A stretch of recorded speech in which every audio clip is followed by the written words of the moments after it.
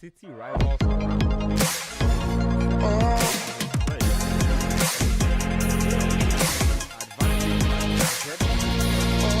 Carrick, the interim boss of the team,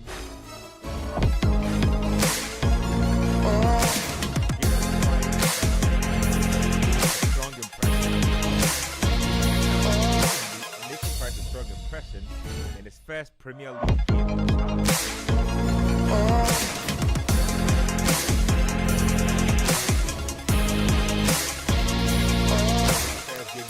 United interim boss, and you get thrown into a Manchester derby.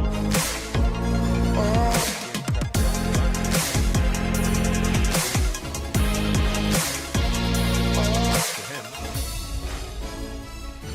he is doing the business.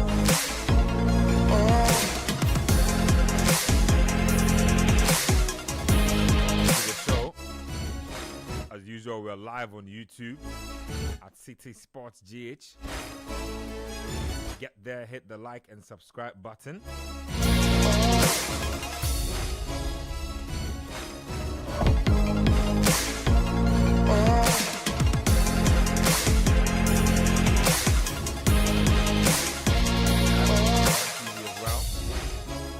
You can get to us on X or Twitter at Citi973's official handle.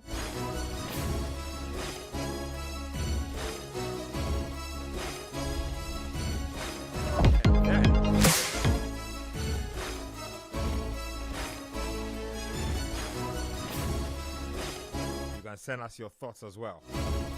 Over text, WhatsApp, and Telegram, it's 0539 986 996. 0539 986 996.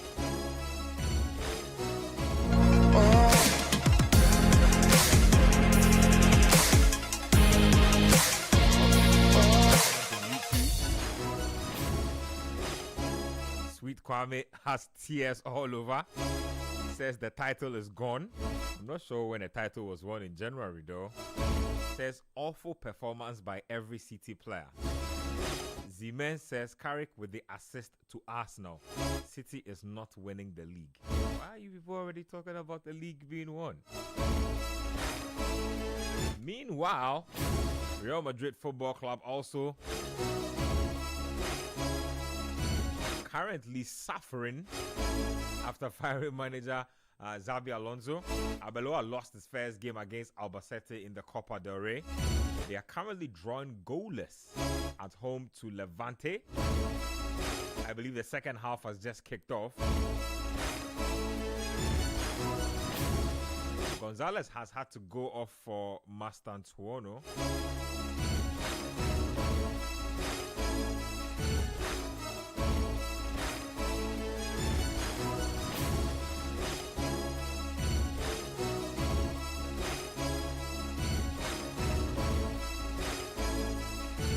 There was 81 minutes played in the derby.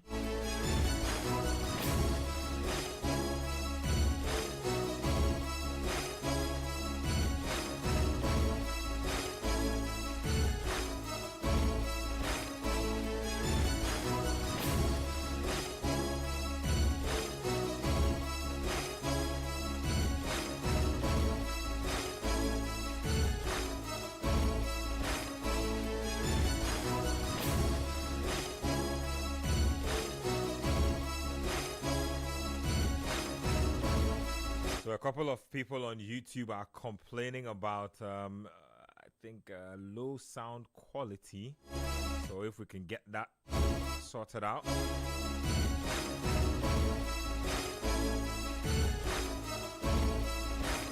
But it's United looking like they could score a third goal.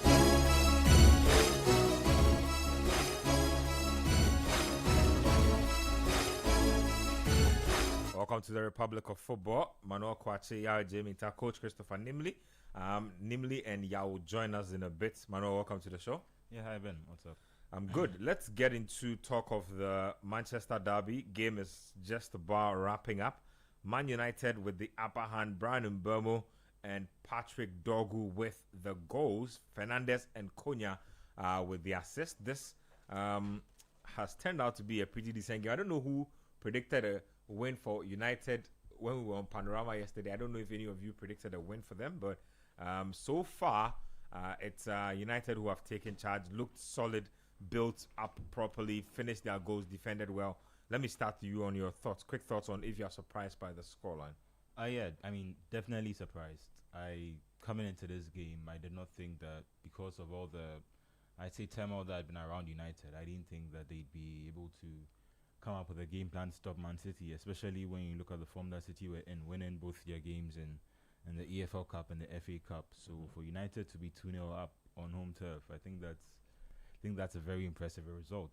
It's a wonderful start for Carrick. I think this is exactly what he would have wanted coming into this game, because there's been a lot of talk about how this is just United going back to their same old tried and tested model, where as soon as the season is not going well, they try and bring in someone who has a link to United, as if that would immediately be the solve of all their problems. But it looks like, at least if this game is anything to go by, it looks like United look at least a little rejuvenated. And I don't know whether it's a new manager bounce, but how do you call it? Regardless of that, it's still an impressive result. So impressive. So far, it's 84 minutes played. Yeah, you've been following the game for a bit. Surprising, Patrick Dorgu getting into the box and scoring. And if you look at how he started out this game, actually started out as a left winger of some sort. Luke Shaw started out at the left back position. So immediately, Carrick making some shape changes. I think he went with a 4-2-3-1. Looked like that, and looks like it's yielded results. Players who were being consistently bashed under the former regime already have goals under their belt. Oh yes, and I think this clearly is down to Pep Guardiola, and yes, I have to give credit to Michael Carrick because he made some bold calls. Starting Kobe Mainoo in this game, starting Harry Maguire in this game, dropping Cunha to the bench, one of the better performers in this Man United side that has largely frustrating to watch and frustrated their fans. Dropping Benjamin Sesko to the bench. Now, it wouldn't in the larger context. It's not a surprise to drop Benjamin Sesko to the bench and start him off the bench, but you have to consider in their game against Burnley, he scored twice. He scored a brace, and in their last game, that got them to also. I think they lost in their last game. He got a goal, the consolation goal, in there. So he was in good form. He was getting some goals in there, and he looked to be getting his wits about him in terms of how he normally performs for club and country. And so to drop an informed player and start in Mbeumo just after he returned from the AFCON, that for me was a big call. And honestly, I have to give credit to Michael Carrick. And on top of that, the tactical setup, playing Patrick Dorgu as a left winger, on top of having Amad Diallo as an inverted right winger because he is left-footed. I thought. So I think the sound is better now. For those who are complaining on YouTube, I think it's been rectified now. Yeah, that's a great thing. Yeah. So I thought, look, the setup is imbalanced, tactically imbalanced, because you have Patrick Dorgu as an out-and-out orthodox left winger. Then you have an inverted right winger, a left-footed player who is playing as an inverted right winger. For me, the tactical balance looked a bit off, but he's been able to get it to work, and that for me is quite impressive. But on the flip Jim side, looks impressed in the stands. He's shaking his head. Looks like Carrick, you might be the guy. Oh no, this is too early. I mean, you have to wait till the end of the season to do a proper review to know that if he is the guy or if he is not the guy. But back to the game. Yes, I'm giving credit to Michael Carrick, and it is due. But on the flip side, I'll have to look at Pep Guardiola and ask myself if he was too arrogant with his selection. We sat here last night, and I said that playing Rodri as the sole pivot is a no-no. In this game, playing Rodri as the sole pivot is a no-no. he is not the same guy as he was 2 seasons ago. He's coming off a major injury. Even after returning, he's had some setbacks. He's lost a bit of pop. He wasn't the fastest guy anyway, even before the injury. And now he's recovered from that big major injury. He suffered some setbacks, and you want to play him as a sole pivot in this kind of game, a game that Man United would, no matter how poor, no matter how bad, no matter how frustrating they have been over the past month, they will definitely be pumped to play this game at their home against Man City. They're still noisy neighbors. They will definitely be pumped. And once you have a situation like that, the energy will be there, and they'll be running all over the pitch, chasing loose balls, trying as much as possible to push the envelope. You don't play Rodri as the sole pivot. So I was expecting him to drop one of his two creative midfielders and play just one, and pair Rodri with Tijani Reinders, who is athletic, who is fast and strong enough to be able to deal with the physicality that the Manchester United folks would offer. Oh! Amad Diallo. That was a very good effort. He should have finished that. I think he did well. I think he did well. Yeah. Defender did well too. Defender did well to force him onto his right foot. Yeah, kept on pushing him out wide, and on top of that, onto his right foot. That deserved a goal. Yeah, that definitely deserved a goal. Wow. If you're able to beat Donnarumma from that range, yeah, that means it was a quality strike. It was really a quality strike. It's unfortunate that Amad Diallo couldn't get that goal to cap what has been a very good performance so far in this game. But for me, like I was saying, not to criticize Amorim again, but isn't it nice to see Ahmad being used in a more forward line and a more forward role, sort of like the way he's used for Cote d'Ivoire as opposed to being used as a wing back. Even Dogu in the game, rather than being used as a wing back, I think he's being used almost like he's a left winger today as a forward. And I don't want to say that the system held them back, but it looks like, at least on this game's evidence, they look more hurtful to the position in these attacking positions. Look at this again, and he went all the way. He should have finished this. I think Donnarumma got a touch on that.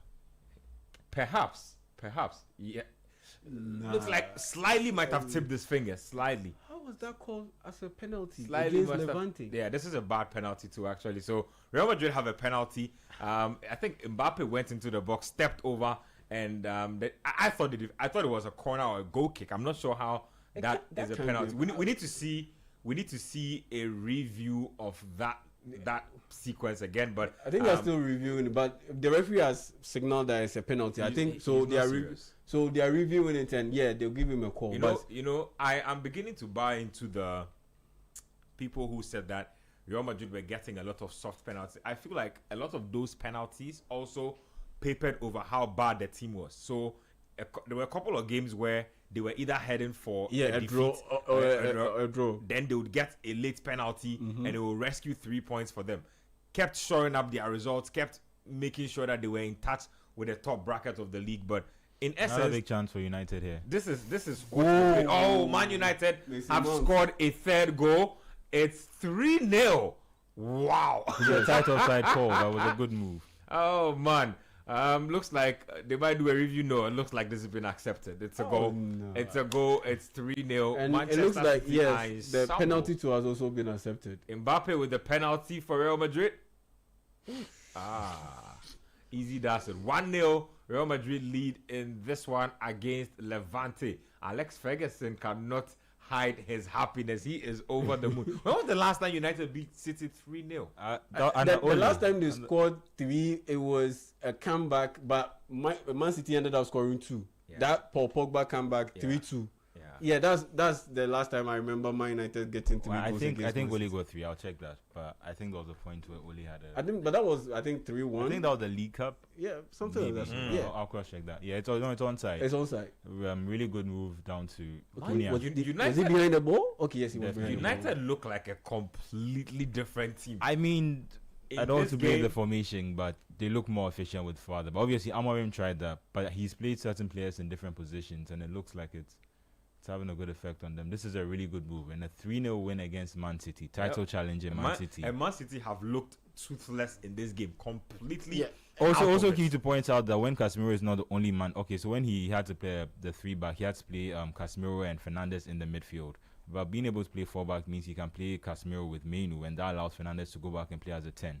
Actually played as a 10 today, got an assist. Mainu back in the side. Yeah, quick thoughts on that. So Carrick seems to fancy Mainu, and I heard him say that he doesn't fancy Mainu as a 6, like how he's been profiled in the past, and he thinks that Mainu has good technique and good attacking instincts that are being underutilized. I don't know how that fits in. Well, I still think he's best used as a 6, because when you want to use him as an 8, then the 6 must be an ultra top level athletic guy who can cover a lot of distance. That's the best way to use him if you are using him as an 8. And if you are using him as an 8, he's not the guy that was been ruled out for offside. Come on. Yeah, so Man United's third goal does not stand. Wow, that's interesting. Anyway, so it's 2-0 in that game. United. Yes. And if you want to use him as an 8, he's not the fastest guy to be able to be the one to arrive to the box late. Just as we saw of your typical number 8, like let's say a Frank Lampard, as Kai Havertz loves to profile himself as a guy who arrives to the box late, because he's not necessarily a 10, he's not a 9, but he's that kind of guy who can get you goals from that position. So for me, Kobe Mainoo's future it lies in the number 6 position, and as a deep line playmaker, not necessarily as a defensive midfielder, more like a register as the Italian folks say. So an Andrea Pirlo, that's how I see him. Then the best way to use him is by having, let's say, a guy who does the dirty work, the defensive midfield job, like a Gattuso, right next to him. Then you have a guy who can shuffle between the midfield and the defense, like a Clarence Seedorf. That's how best to be able to use Kobe Mainoo. I don't see him as a 10. I don't see him as an 8. I see him as a register, a deep line number 6, not necessarily a guy who is tasked with the responsibility of breaking down opposing attacks. And so for me, that's how I see him. But look, Man City, Pep Guardiola, I think he got too arrogant. He got too carried away with his personnel selection, with his tactics, the choice that he made. Because you look at the goals that Man United have scored, the 2 goals that Man United have scored, especially the first goal, they had a free kick. Man City had a free kick. They effected the free kick. There was a turnover in possession, and Man United just ran through the middle. And then Bruno Fernandes squared that ball to Brian Mbeumo, who took the ball home. And so what that tells me is that the midfield, there was not enough cover, because you are playing Phil Foden and you are playing Bernardo Silva. Alongside a largely hobbled Rodri. That's a no-no. No matter how poor this Man United team has been, especially this past month where they've been dropping points against the likes of Leeds United, Burnley, Brighton, you get it. For me, you still don't go and make such selection in terms of personnel. So that's why I say Pep Guardiola was a bit arrogant with his selection. And you look at the second goal, the marking was very, very loose. Nico O'Reilly couldn't get close enough to prevent that cross from getting in. Then you look at the opposite side, Rico Lewis slept on the job and allowed Patrick Dogu to ghost in and head that ball into the net. For me, it wasn't good enough. And at the end of the day, Rico Lewis couldn't get too close to Patrick Dogu. The marking for that second goal was so bad, because Dogu literally came from their blind side all the way, just walked through and then poked the ball in. And it wasn't the first time that Nico O'Reilly got beat, because he couldn't get too close to his marker. Because at the end of the day, he's on a yellow card. So if you get too close to the marker and you end up, getting your feet entangled a little bit, that's another foul and possibly another yellow card. Then you jeopardize the team's chances of potentially winning the game. So in that sense, he kept on backing off and leaving a little bit amount of space, and Amad Diallo utilized it. And in that sense, in that second goal, Cunha utilized it, and he ghosted past him, he squared the ball, And guess what? Rico Lewis is also on a yellow card. So he also couldn't which was a very foolish yellow card to go and end. He also couldn't get close to his marker. But at the end of the day, Rico Lewis, how did he get the yellow card? Because he lost the ball. He saw Patrick Dogu. Just give back the return ball. I don't know what he was trying to do. Yes, because he saw Patrick Dogu galloping away, and so he had to pull him down. But if you had enough cover in midfield, let's say Tijani Reinders in there, pairing alongside Rodri, I mean, you could run the risk of letting him go at the end of the day, because you know that you are short of a little bit of proper defensive cover. I think Real Madrid have scored again. Let's just follow the trajectory of this one. Dead ball situation, whipped into the box. Yes, it's goal number 2. It's goal number 2. Asensio. That looks like Asensio. Looks like it's 2-0. Advantage Real Madrid. His mask even came off. Yeah, so that's a very, very good goal. I think was that Ada Goulet with the corner. Yeah. Very, very good, powerful header from way very back. Sweet cross. Yeah, United are doing a little victory lap around Old Trafford. Florentino Perez looks like he's a little impressed by what is happening, but he knows that it's just Levante. They are not out of the woods. Oh yet. Yeah, it's Levante. Yeah. So yeah, definitely. You have to give credit to Michael Carrick. Make some big calls. But like I said, on the flip side, yeah, Pep Guardiola, he will watch this game and honestly look at himself in the mirror and know that he really messed up with his tactics and the personnel for the game. Well, in this game, I picked out Casemiro as one of my favorite players to watch in this game. Completely bossed that midfield. And that's the same midfield in which Rodri was involved. Manuel, quick thoughts on Rodri. I'm going to ask a simple question. Is it time for Manchester City to move on from Rodri? Because clearly he's come back, not the same player again, doesn't have the same supporting cast around him. Should they start thinking about probably selling him off, moving away and getting another player? Or you think that he'll probably grow in stature and in influence over time? Yeah, I think it's just a matter of time, and you can see it in the way Guardiola himself has approached the issue. He, rather than initially when Rodri came back, he had a setback, which was a knee injury, and since then Guardiola hasn't necessarily always tried to throw him in the deep end. I think his recovery could have been fast tracked, but he took his time to try and make sure that when he came back, he could be back for good. Recovering from an ACL injury is never easy. There have been a lot of players who have never actually been the same. As much as good as Chiesa has been for Liverpool, if you remember him from his Fiorentina and from his Juventus days, I don't think he's ever gone back to being the same player. I don't know whether that would has he been given a chance to be the same player? That's more the question. I feel like ever since he came to Liverpool, he's barely ever gotten. I don't think he's done 90 minutes 3 times. Back to back, like 3 games, 90 minutes. If you don't give a player that type of rhythm and game time, you should not expect it. I think that's just my opinion. I mean, that's fair, and maybe the same can actually be said for Rodri, because there hasn't been I don't think that since he's been back, there's a point where he's gone maybe 5, 6, 7 games in different competitions, starting every. I don't even think he's played 4 90-minute games. I don't think so since he came back, and I feel like that might not be injury management. It might be more the state of affairs of his body now, following that injury. I don't know, but that's just yeah. But I mean, to sell him off, they brought him in for a lot. I mean, just talking financially, they brought him in for a lot of money.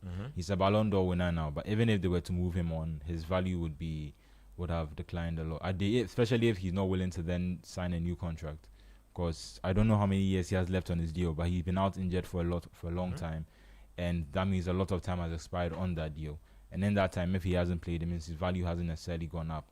So, given what he can be to this team, because the truth is that it means we either need to have two discussions. It's either we start asking why Guardiola's influence on English football or his dominance in English football has gone down.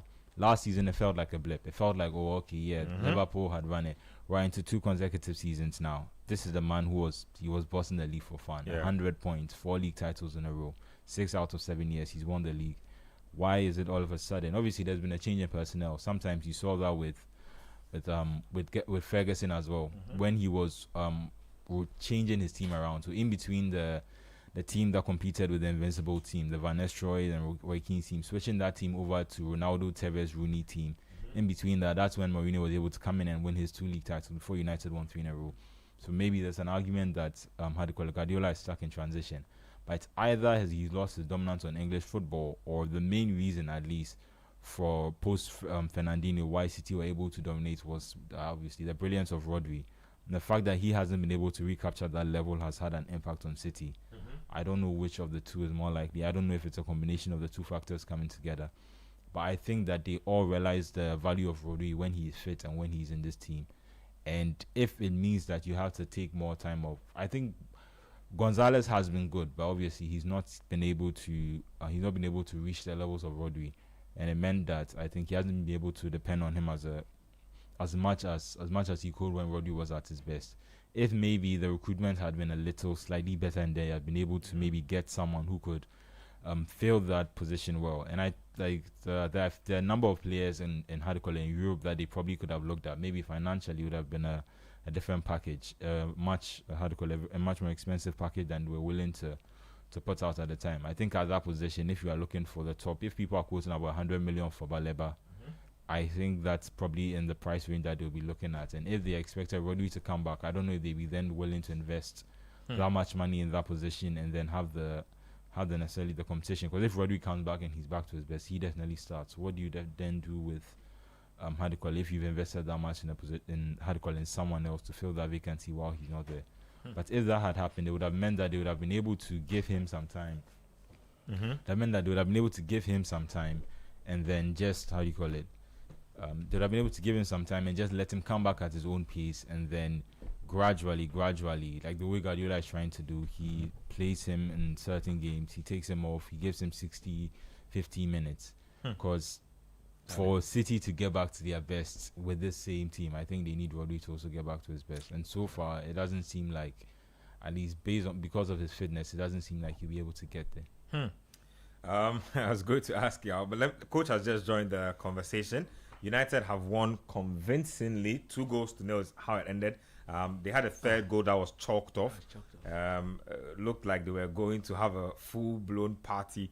But great start for Michael Carrick. Dominant game for Man United. Barely had Manchester City doing anything dangerous. I'll pick out the stats for you in a bit, but your impressions on how this one has gone. Wow. You remember yesterday on Sports Panorama? I did say that although Man City starts the game as favorite, but this is the sort of game that you wouldn't want to bet against Manchester United. Again, nobody should get carried away. It's the same crop of players. Maybe you saw the mentality of Brandon Bomo. Yeah. You Patrick saw Dogu played as a left winger. Yeah, he did so well. Matthias Cunha came on. He did so well. So this Lisandro Martinez is also a very good player. But it's not about winning one or two big games. It's about being consistent.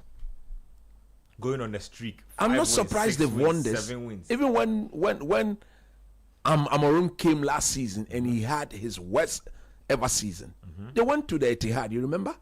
And they beat Man City at the Etihad last season.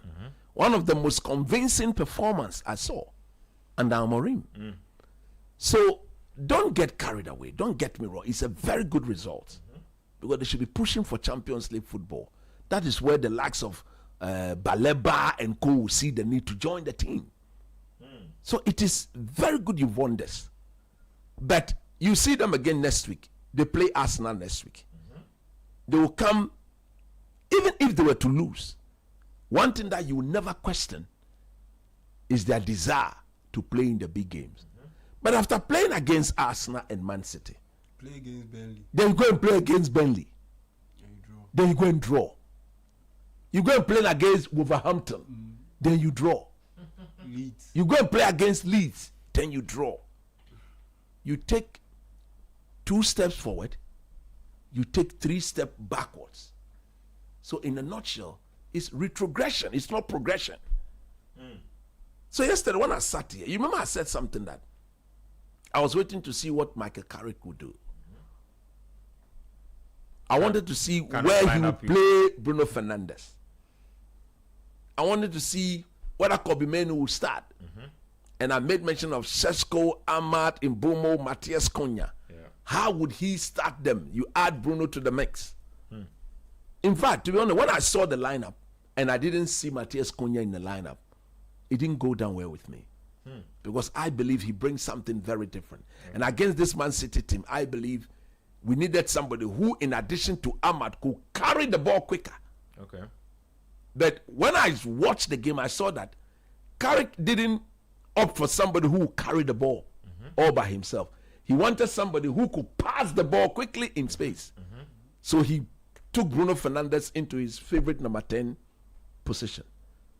Look, in that entire first half, Man City had only one shot on target. It was a loose header. The United got 2 goals disallowed. They hit the bar. They created all the chances.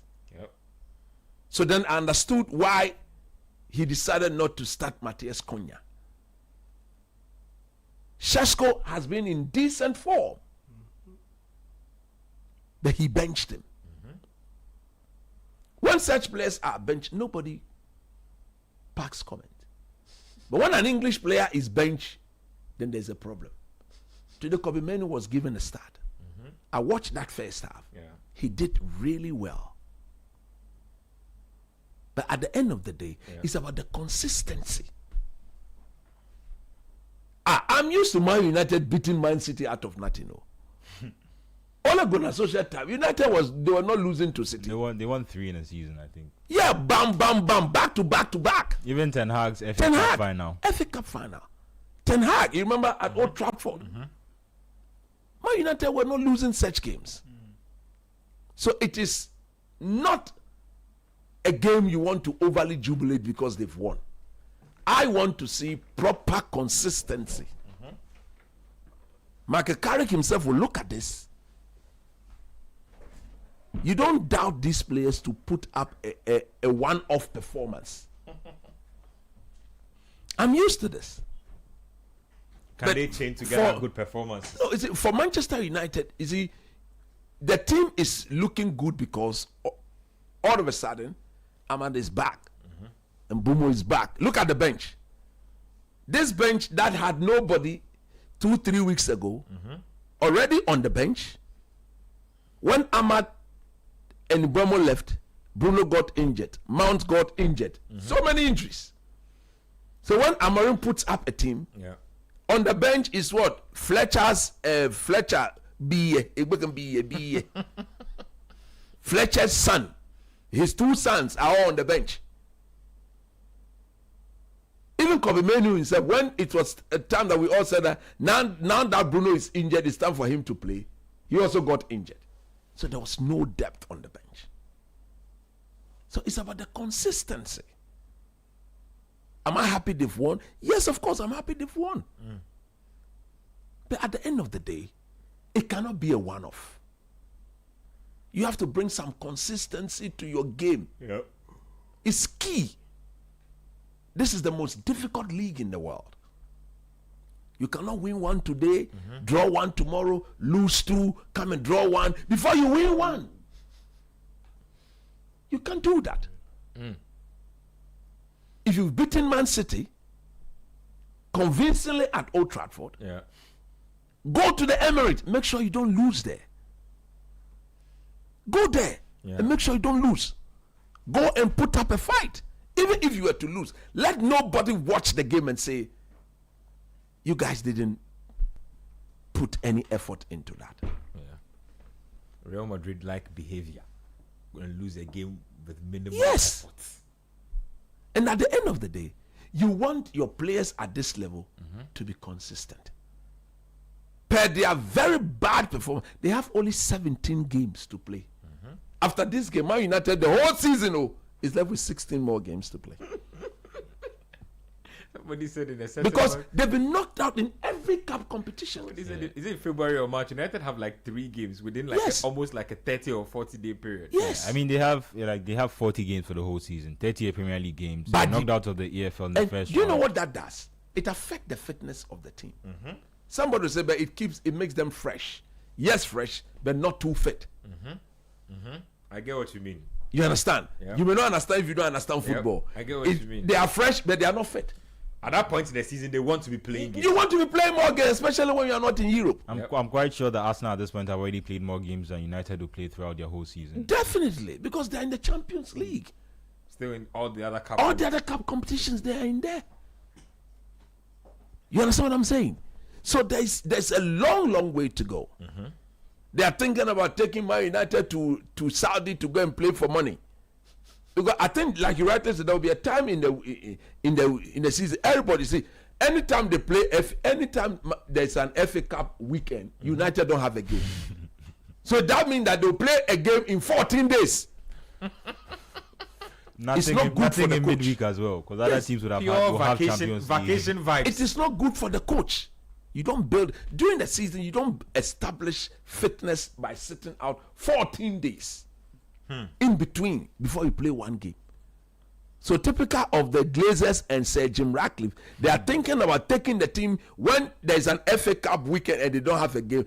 They'll fly them to Saudi to go and play for money.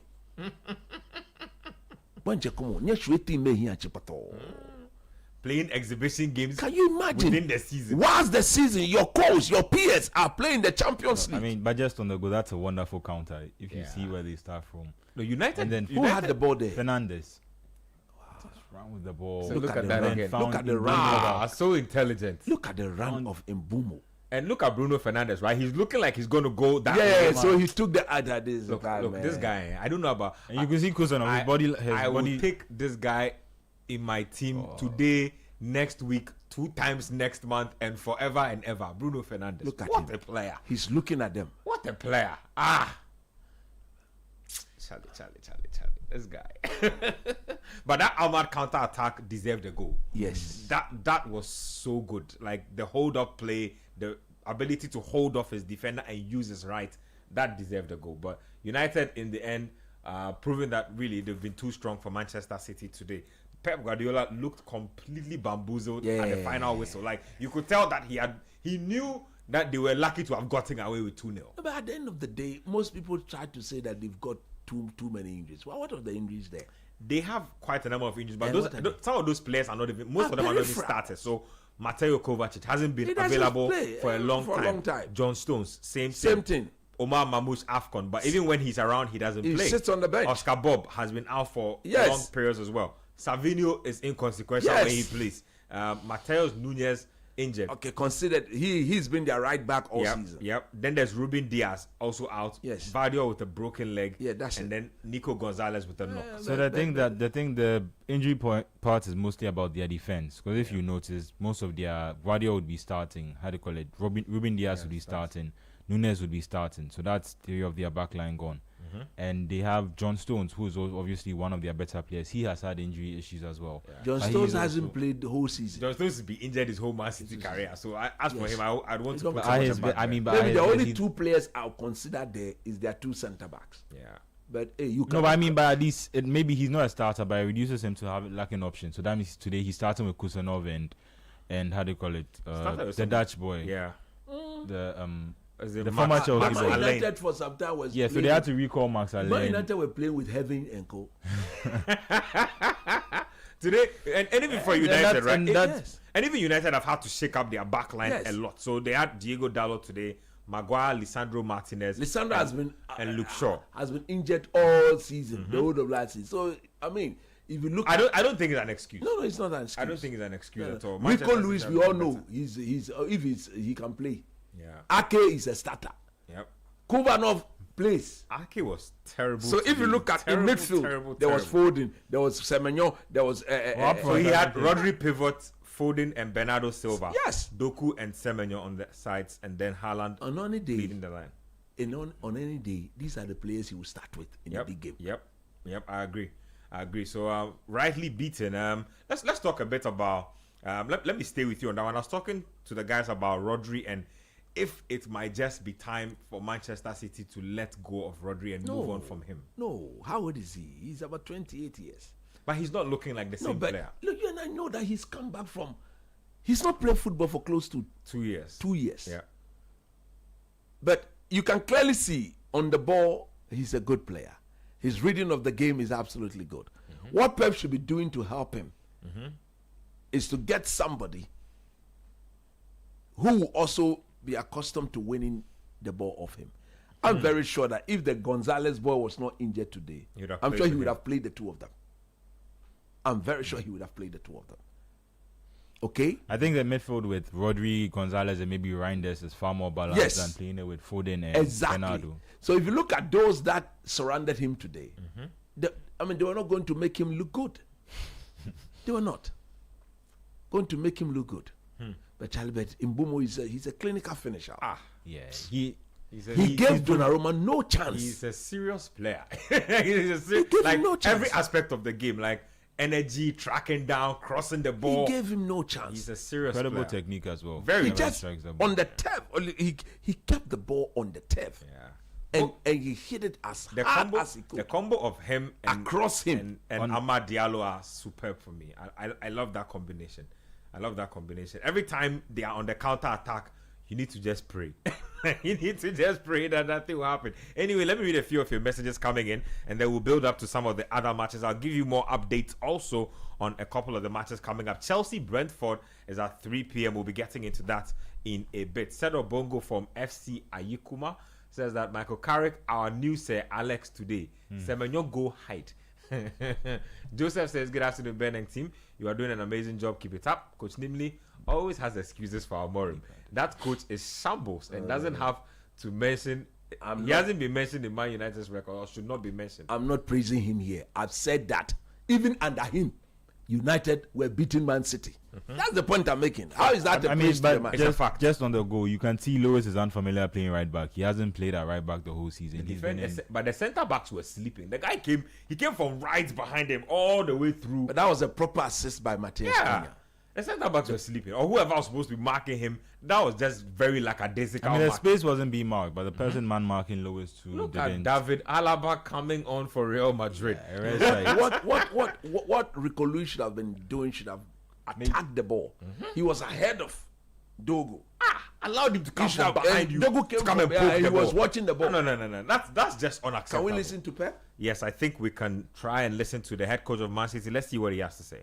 United was in 10 years is the time when we came here that they were better. So nothing more to say. When a team is better, you have to accept it. You have the energy that we didn't have, and yeah, congratulate them. So how were they able to, maybe not in terms of possession, but chances, how were they able to have the better of the match? No, they had the chances at the end and the crosses, and of course the goals they conceded was poorly. You know that always United have been a transitional team, and we didn't control. But in general, we can talk about this action or the other action, or in the beginning of the game or whatever. So I think we had the duty to analyze the game in general, and they were better. They obviously wanted an intense physical game. They want to bring their crowd into it. Were you just not able at any point, maybe because you didn't keep the ball well enough, you just weren't able to take that heat out of the match? But they started really strong. We lost 1 or 2 balls. The crowd is normal. So we played a derby. So in many years, they were behind and they play at home, a long week, new manager. So these kind of things are involved in a game. It's normal that will happen. But especially when we arrive many times in the final third to try to score, we never make a threat. We never make a crosses. We never make a movement to try to win that. So that is because also it's part of the energy. And it's not the energy. Also we talk is about win or duels. Always it's what do we do with the ball as well, not just without. And today they have a point higher than us. So a very honest Pep Guardiola there, and echoing some of the thoughts we've shared here. He says today that his team were just clueless in the final third of the pitch. They didn't cross the ball well. They didn't know when to pass the ball. They didn't know when to move off the ball in a way that would create chances for the team. Basically describing how it played out on the pitch. Yeah, I mean, that's one of my beliefs in football, that if you don't score a goal during the match, then if you lose, you don't really have anything to say. It's different if you're also attacking and creating your own chances, and unfortunately you couldn't with the chances away. And I think that's what he's trying to say, because the USA United had 2 goals allowed in the first half. They had a goal disallowed in the second half. Ahmad hit the bar. Like, they were all over. This could easily have been 4-5. This could have easily been a whole different scoreline. And I think he's humble enough to accept that while his team maybe were favorites coming into this game. They didn't let that reflect on the pitch. And United are surprised, because he was asked a question yesterday just about how hard is it to play against a manager who you have so little information about. If you realize that against Chelsea too, he had a similar problem against Callum McFarlane. I think the Chelsea result was a little less unfortunate because it was a last-minute equalizer from Enzo Fernandez, and I think they probably deserve to win that match. But it's kind of the same thing. Like when you're about to play against a manager that you have so little information about, his response was that you should focus on yourselves. And I don't think in this game City by themselves did enough to win the game, so they can have no complaints. Well, thoughts on that Pep reaction? Yeah, like he said. I mean, look. First and foremost, he admitted that Man United were better, and that once he admits that, it means he wouldn't have too much to say. You need to go back, look at the game, see where they were better. What can he do to address that in subsequent games? Was it a movement of the ball movement problem? He says his team also lacked energy today. Yes, in fact, that was very clear. Very glaring. Because when the game started, Man United just came at them just like that. And within the space of 1-2 minutes, they were hitting the bar from a Harry Maguire header and all that. Donnarumma really saved this game. Exactly. So as to why Man City would do that, or as to how they will come up and not be competitive in a derby game, shocking to me. I've seen Pep Guardiola has coached this game several times, several years. And I've never seen them look so lackluster like this before. But you are not to say because of that you don't want to. Maybe Man United made them look like that. Man United compelled them look like that. And at the end of the day, it showed on the score sheet. The chances created by United were I couldn't believe it. Yeah. There was a point in the game where I felt that, you remember yesterday, y'all did say that Man United will not win because they need more than 2, 3, 4, 5, 6 times before they score a goal. True. And in that first, if you look at the chances, I was telling you that it looks like what you said yesterday is what is going to happen, because I didn't see Man City coming and playing the way they played in the first half. I didn't see them repeating that in the second half. Yeah. So at the end of the day, I was shocked that Man City actually, in that entire 90 minutes, was a bit subdued. Even when they had the ball to pass around, there was no intensity. Players who on normal day would go past players as if they were not there, they couldn't do that. I watched Dogu against Dalot. He was just not being able to go past Dalot. And most often, anytime the ball went to him diagonally, he had the control of the ball, and Dalot would rush to close him down. He would wait for Dalot to come, and when Dalot come and faces him, he couldn't just go past him. And that was one of Man City creative area. I saw Semenyo. He was not fancying taking Luke Shaw onto the bar line. He was playing on the right-hand side of the attack as a right winger, and he felt comfortable rather bringing the ball onto his left foot and be doing the in-swinger. And these are things that Man United with Harry Maguire and Lisandro Martinez would deal with. Defenders they prefer such balls because they can see the ball and they know that their goal post is behind them, so they can attack. But if you look at the goal Man United scored, that Dogu goal, that cross from Matthias Cunha, Rico Lewis had the ball in between he and his goal. Very so he was torn. You can easily put the ball in your own net. You understand? So again, these are the sort of things that maybe Pep will have to look at and seek to address, because look, they will need to put up some consistency. From the way they are playing, it doesn't look like they are a team. Arsenal winning, they go 9 points clear. Of course, like if Arteta doesn't win this league, he should get sacked. I have said it.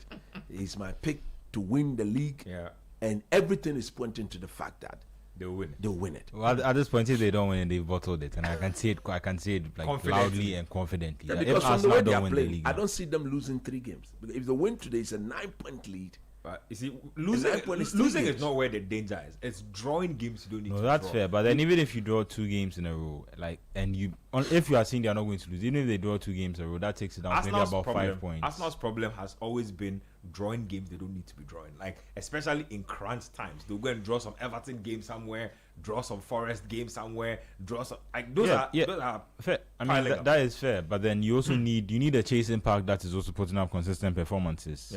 Villa haven't been able to do that, and that's no slight on them. They are still not yet at the stage where they can be competing properly for a Premier League title. And then now you're looking to Man City. And Man City, every 2 to 3 games, they go on a spell. Pep thinks that they've been able to fix it. And then they get 2 or 3 shocking results that bring them back to earth. Yeah. Before the Christmas, they drew 3 games in a row. Before Semenyo joined, before they went on the FA Cup run, they had already drawn 3 Premier League games in a row. And that's what gave Arsenal this. Chelsea, they drew against... 3 in a row. Yeah, they do 3 in a row. And now, to give Arsenal this lead at this stage of the season, when Arsenal... they could go and play Arsenal again, and then if Arsenal are able to win that game, the gap gets to 12 points. I think that at this point, for City or Aston Villa to be a consistent title challenger, they need to be able to put up at least a 10-game run, like the way Villa did when Villa won 11 games in a row in all competitions. That's what I say. If you are a title challenger, minimum 5, you need to chain at least 5-6 games wins together. Anything other than that, you are not a contender. Anyway, let me just wrap up this United conversation with some statistics, and then we can move on to the 3 p.m. batch of matches. So United overall possession in the game had 31%, and 31.9. City has 68.1%. Meanwhile, if you look at XG, United had 2.03 to City's 0.45. That's huge. Crazy. 2.03 in one match. XG to 0.45. And then United had 11 shots with 7 on target. There you go. City, that's more than 50% of their shots. Yes. City had 7 shots and had just 1 on target. Now, if you look at touches inside the opposition box, United had 21, City had 35, but some way, somehow could do nothing with their touches in the opposing box. Now, you talk about corners. Man City has 6 corners to United's just 1. And then goalkeeper saves. Donnarumma was forced into 5 saves. Saint Lomans made just 1 save all game. You can talk about distance covered, 110.97 kilometers for United, 110.14 for City. So United covered slightly more ground. Now, I love the breakdown of the statistics here. You have walking, jogging, and sprinting. Now, if you look at the walking numbers, United walked for 34.66% of the game to City's 32.76. Jogging, United 56.13 to City's 58.38, and then sprinting, United 9.16 to City's 8.86. So United did a lot more high intensity sprints in the game. That showed as well. Then you could also talk about hitting the woodwork. United hit the woodwork twice in this game. We're offside 6 times. City didn't hit the woodwork at all, and we're offside just once. Just tells you how the trajectory of the game was going. So those are some of the numbers. Talk about backward passes. City had 108 backward passes. United had just 50 of those. Passing accuracy, though, City were superior, 89.7 to United's 79.7. City played almost twice as many total passes, 641 to United's 301. So this was a counter-attacking performance in all respects for Man United. And in the end, it was good enough to get them the W. So that's a big win for Michael Carrick. Congrats to him and his team. Let me read some messages, and then we'll get on to the other games happening. Liverpool, Burnley is just about to kick off. Ganubi Henry Mate inside last says, Man United's problem is the so-called class of 92. They are good at sitting down as pundits and chastising most of the players. Nicky Butt and Scholes said Haaland will pick Martinez and run with him, but nothing happened. It's like the likes of Gary Neville, Roy Keane, Scholes, Butt, who are specialists in failure as coaches. They should shut up and allow the team to flourish. Good afternoon to you and the team. Captain from Accra says, we'll enjoy the moment as long as it lasts. Good afternoon and shout outs to Coach Nimley. Okay, so we'll get more messages in a bit. Let me get more YouTube comments to coming. This one here it says that Amorim Kabaite says that Amorim should be hired and fired again for wasting our time for 1 whole year. Didn't even give us a new manager bounce. It says Ofunu Amorim. Oh, this guy. More messages. Okay. Redeemer Selom says that this is an assist from Man United to Arsenal to extend their lead at the top. Sweet Kwame says Rodri came back from an ACL injury and is always holding on to the ball way too long. I thought that too. I noticed. I'm not sure why. I don't know. Maybe that they needed some kind of. But that's always control. been his game. He picks up the ball very deep. Yeah. And he controls the game. But I'm surprised because I feel like if you've come off an injury like that, you'd probably be a little scared of inviting more tackles. And see, if he's holding on to the ball, he wasn't holding on to the ball because he was dribbling. Man United, if you realize, were not employing the high press. Okay. So when he picks up the ball, there are space in front of him. He need to cover Make those sure spaces before he let go. So they were not that he was holding on to the ball and he was indulging in unnecessary antics with it. He will wait for the part. Don't forget, he's a Spanish international. That's his game, really. That's his game. That's his game. Let me get more. Let's get into that Chelsea Brentford game. Let me get you the lineups right now. So 4-2-3-1 is how Chelsea start this game. Sanchez is in post. Kukurea is a left back. Tosin will be partnered by Tosin and Chaloba. The slow walker. He and Chaloba are in the heart of defense. Rhys James is a right back today. Caicedo and Fernandes make up the holding midfield. Garnacho, Palma, and Neto. Garnacho, Palma, Neto make up the front three. So Neto on the right, Garnacho on the left, Palma through the middle, and then Joao Pedro will lead the line. When you go to Brentford, Kelleher is a post. Michael Coyote is a right back. Aya, Collins, and Henry complete the back four. Janelt and Yamuluk are the holding midfielders. Damsgaard, Jensen, and Kevin Schade. And then you have Igor Thiago leading the line, proven to be very formidable as far as this season is concerned. Let me start off with you, Maro, on this one. So Liam Rosinia looking to get another win, I believe. You are watching the Liverpool game and holding your mouth. We'll get to that game in a bit, but Chelsea, Brentford lineups are out. Huge game for them. They want to keep up with the pack. What do you expect from this one? This should be a very interesting game. Brentford have probably been the surprise packages of the season.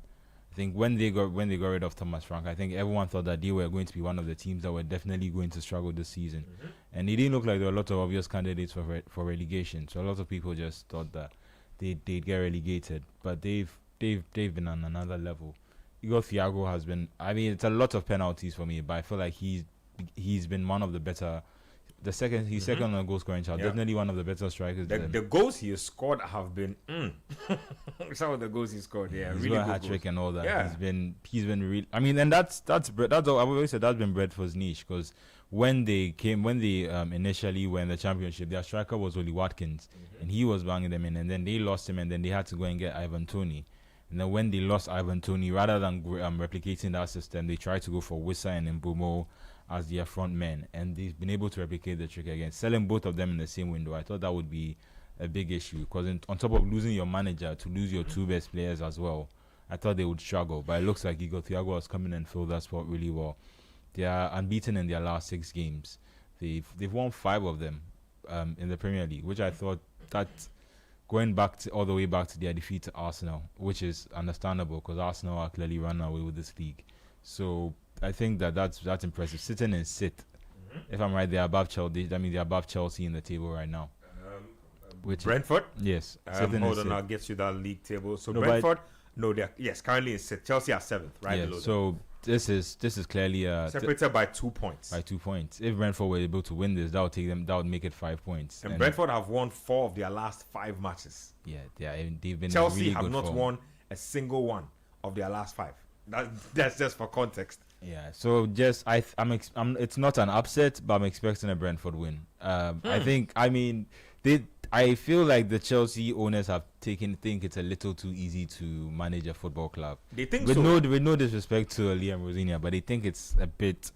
They think that if you just get somebody who understands how to call it the structure, tactics, and also kind of understands the structure of what they are trying to do. Listening to him speak, he said one thing. He mentioned that one of the benefits is he already understands Blueco. Like, he understands what they are trying to achieve over the next 10 years, which means that even when he was at Strasbourg, they have been pulling him aside for one-on-one talks, just how to call it, impart what they updates him on what the structure of the franchise is like. And I think in obviously he might be successful. I'm not here to say that there's no way that you can go. He's a promising manager, but we've seen a lot of examples of this now. I'll use Xabi Alonso. Thomas Frank hasn't been sacked yet, but I'll put Thomas Frank in there. I'll put Ruben Amorim there. Even Graham Potter when he was at Brighton. These are managers who were on proper trajectories, who were slated to Roberto be De Zerbi. De Zerbi, he's at Marseille is doing okay, but They're De decent, Zerbi, yeah. But I mean, these were managers who were slated to be the next big thing. If they had stayed on the path of learning the job and being at the club that they are and picking up their lessons, I think they would have gone very far. But then you see it in the case of Amorim and Potter, they were given a jump, a promotion to a different level, whether you can cope with the pressure or not. And at that level, it goes beyond tactics and just man management. The players you were managing were, if I may, they were League 1, League 2 players, Championship players who are trying to earn money for a living, and they are giving everything for football because that's their life.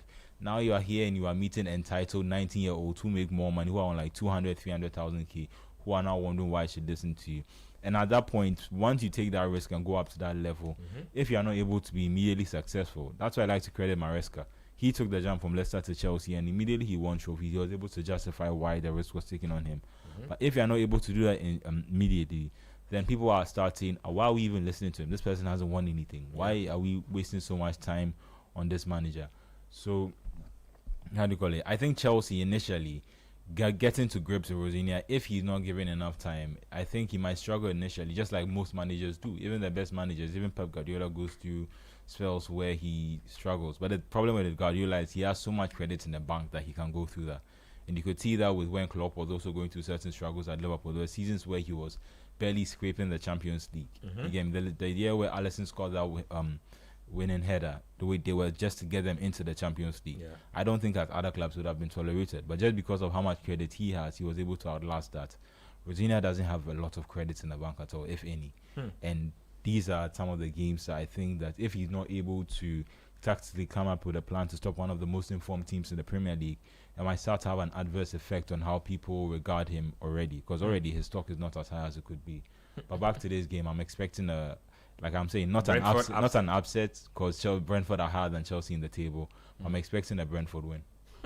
Coach, I don't know if you shared those sentiments, but Rosinia has made his changes. He is tasked with helping a team that's low in confidence. Now, like I said, they haven't won a single game in their last 5. Can he turn this around? He should be. I don't know. I think Chelsea's biggest problem under the current group of players, the fact that, like I highlighted for Manchester United, they know how to play the big games. I mean, the big games, they really do They tend barely to ever lose or are dominated in big games. Yeah, in big games. It is their temperament or their mentality regarding such games. That's where they've been found wanting in recent times. Because during the days of Didier Drogba and co, whenever the small teams come around, they get beat. Okay? And when the big boys also come around, They get beat as they well. also get beat as well. And I don't know, but if you look at what Chelsea themselves have been doing, it's like the Todd Bowley and his people, they are not interested in winning trophies, or they are not interested in building a team that will have that level of dominance that others seem to crave in this league. So they are very okay once the players are Win a playing few and trophies they are here able and to win there, and then can sell sell the players. and make money. This is not Chelsea. This is not the ambition of Chelsea. This is not Jose Mourinho's Chelsea. No, not at all. And for me, that's what makes it very, very disappointing. Because if you look at the lineup here, you don't use the likes of Garnacho, the likes of Pedro, João Pedro and co to believe that you have what it takes to win the league. No. Tosin, Aderabio, and then, no, come on, man. These are substandard players. They are players that can keep you in the league. Yes, they may get you top 4, yes. But they don't have what it takes These to are world win. champions. No, world champions. How many games did they play to win the world? It's like I mean, tournament- that you can use the same argument for a World Cup. Tournament football. I mean, this is the proper litmus test. So, this is the proper litmus, not the World Cup, not World Cup. No, but this is the proper litmus test. If you can play 38 games, 38 solid The games, test of consistency, a and you're test able of to character. play, you know that yes.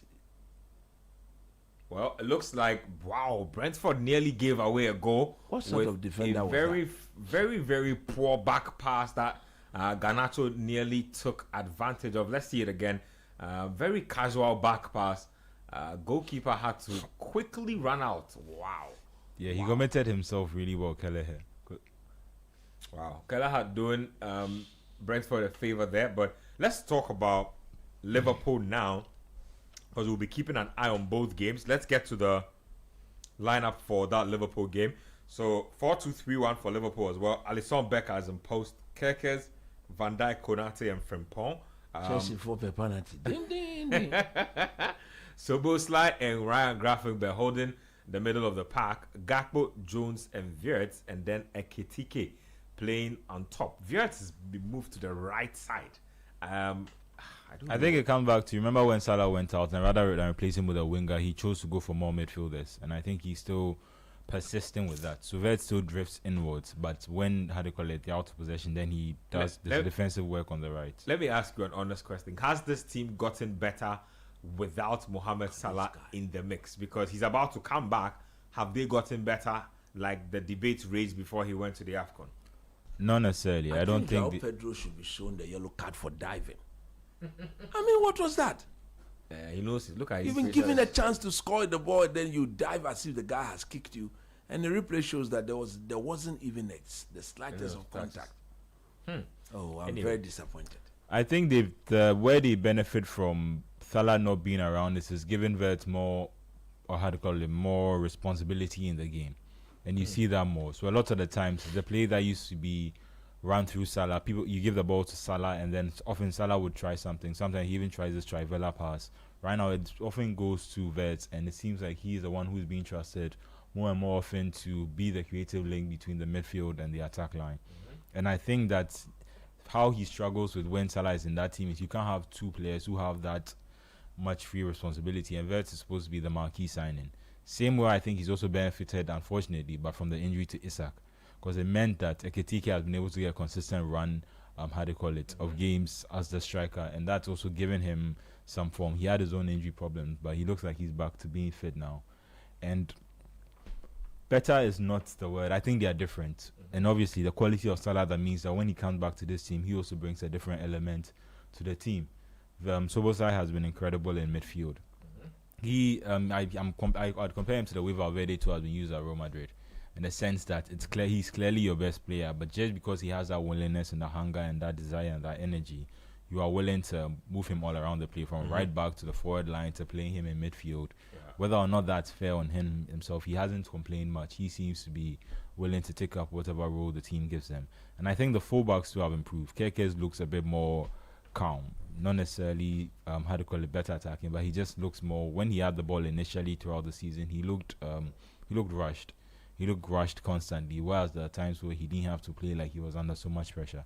And Frimpong too has also become slightly better as an attacking threat. I think we need to also accept that is always going to be his best trait. The annoying thing is probably from a recruitment point of view is, why would you sell a fullback who his biggest flaw was he cannot defend, when you had Trent Alexander-Arnold at that right side? His biggest flaw is he cannot defend, and to then go and recruit a player who's the biggest trait is also that he is not very good defensively, and what he offers you is more in an attacking sense, slightly confusing. The injury to Conor Bradley is also going to be quite interesting, because that means that, same with their centre-back options now, unless they sign somebody during the window now, they don't have any alternatives to fall on. Van Dijk and Konate have played their probably 100th game in a row for the season now. They must be exhausted. I don't know why, if Gomez is fit, why he's not also being given the rotation, being put in the rotation more. And why are Liverpool not talking about signings this January window? Because all the serious teams are making moves. Liverpool, they need about 3 signings into this team if they are to be taken seriously, even for top 4.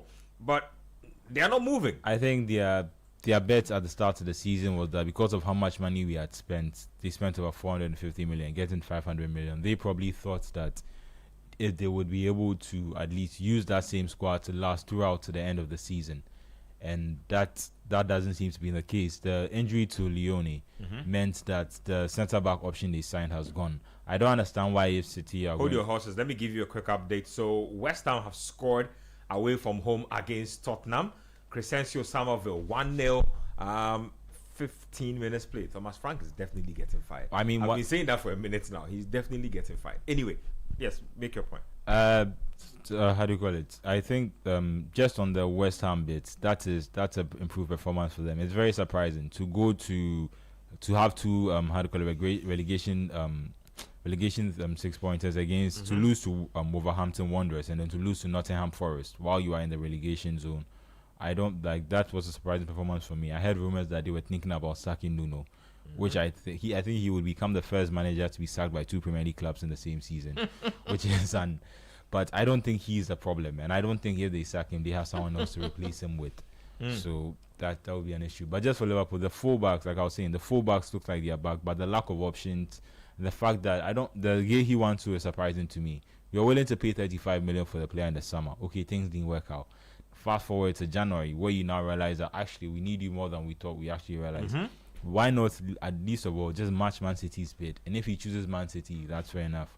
But to almost let it go and make it seem like, okay, we weren't able to get the sign because of a technicality, and now we are not even willing to reinvest the money in different parts of the field, that's surprising.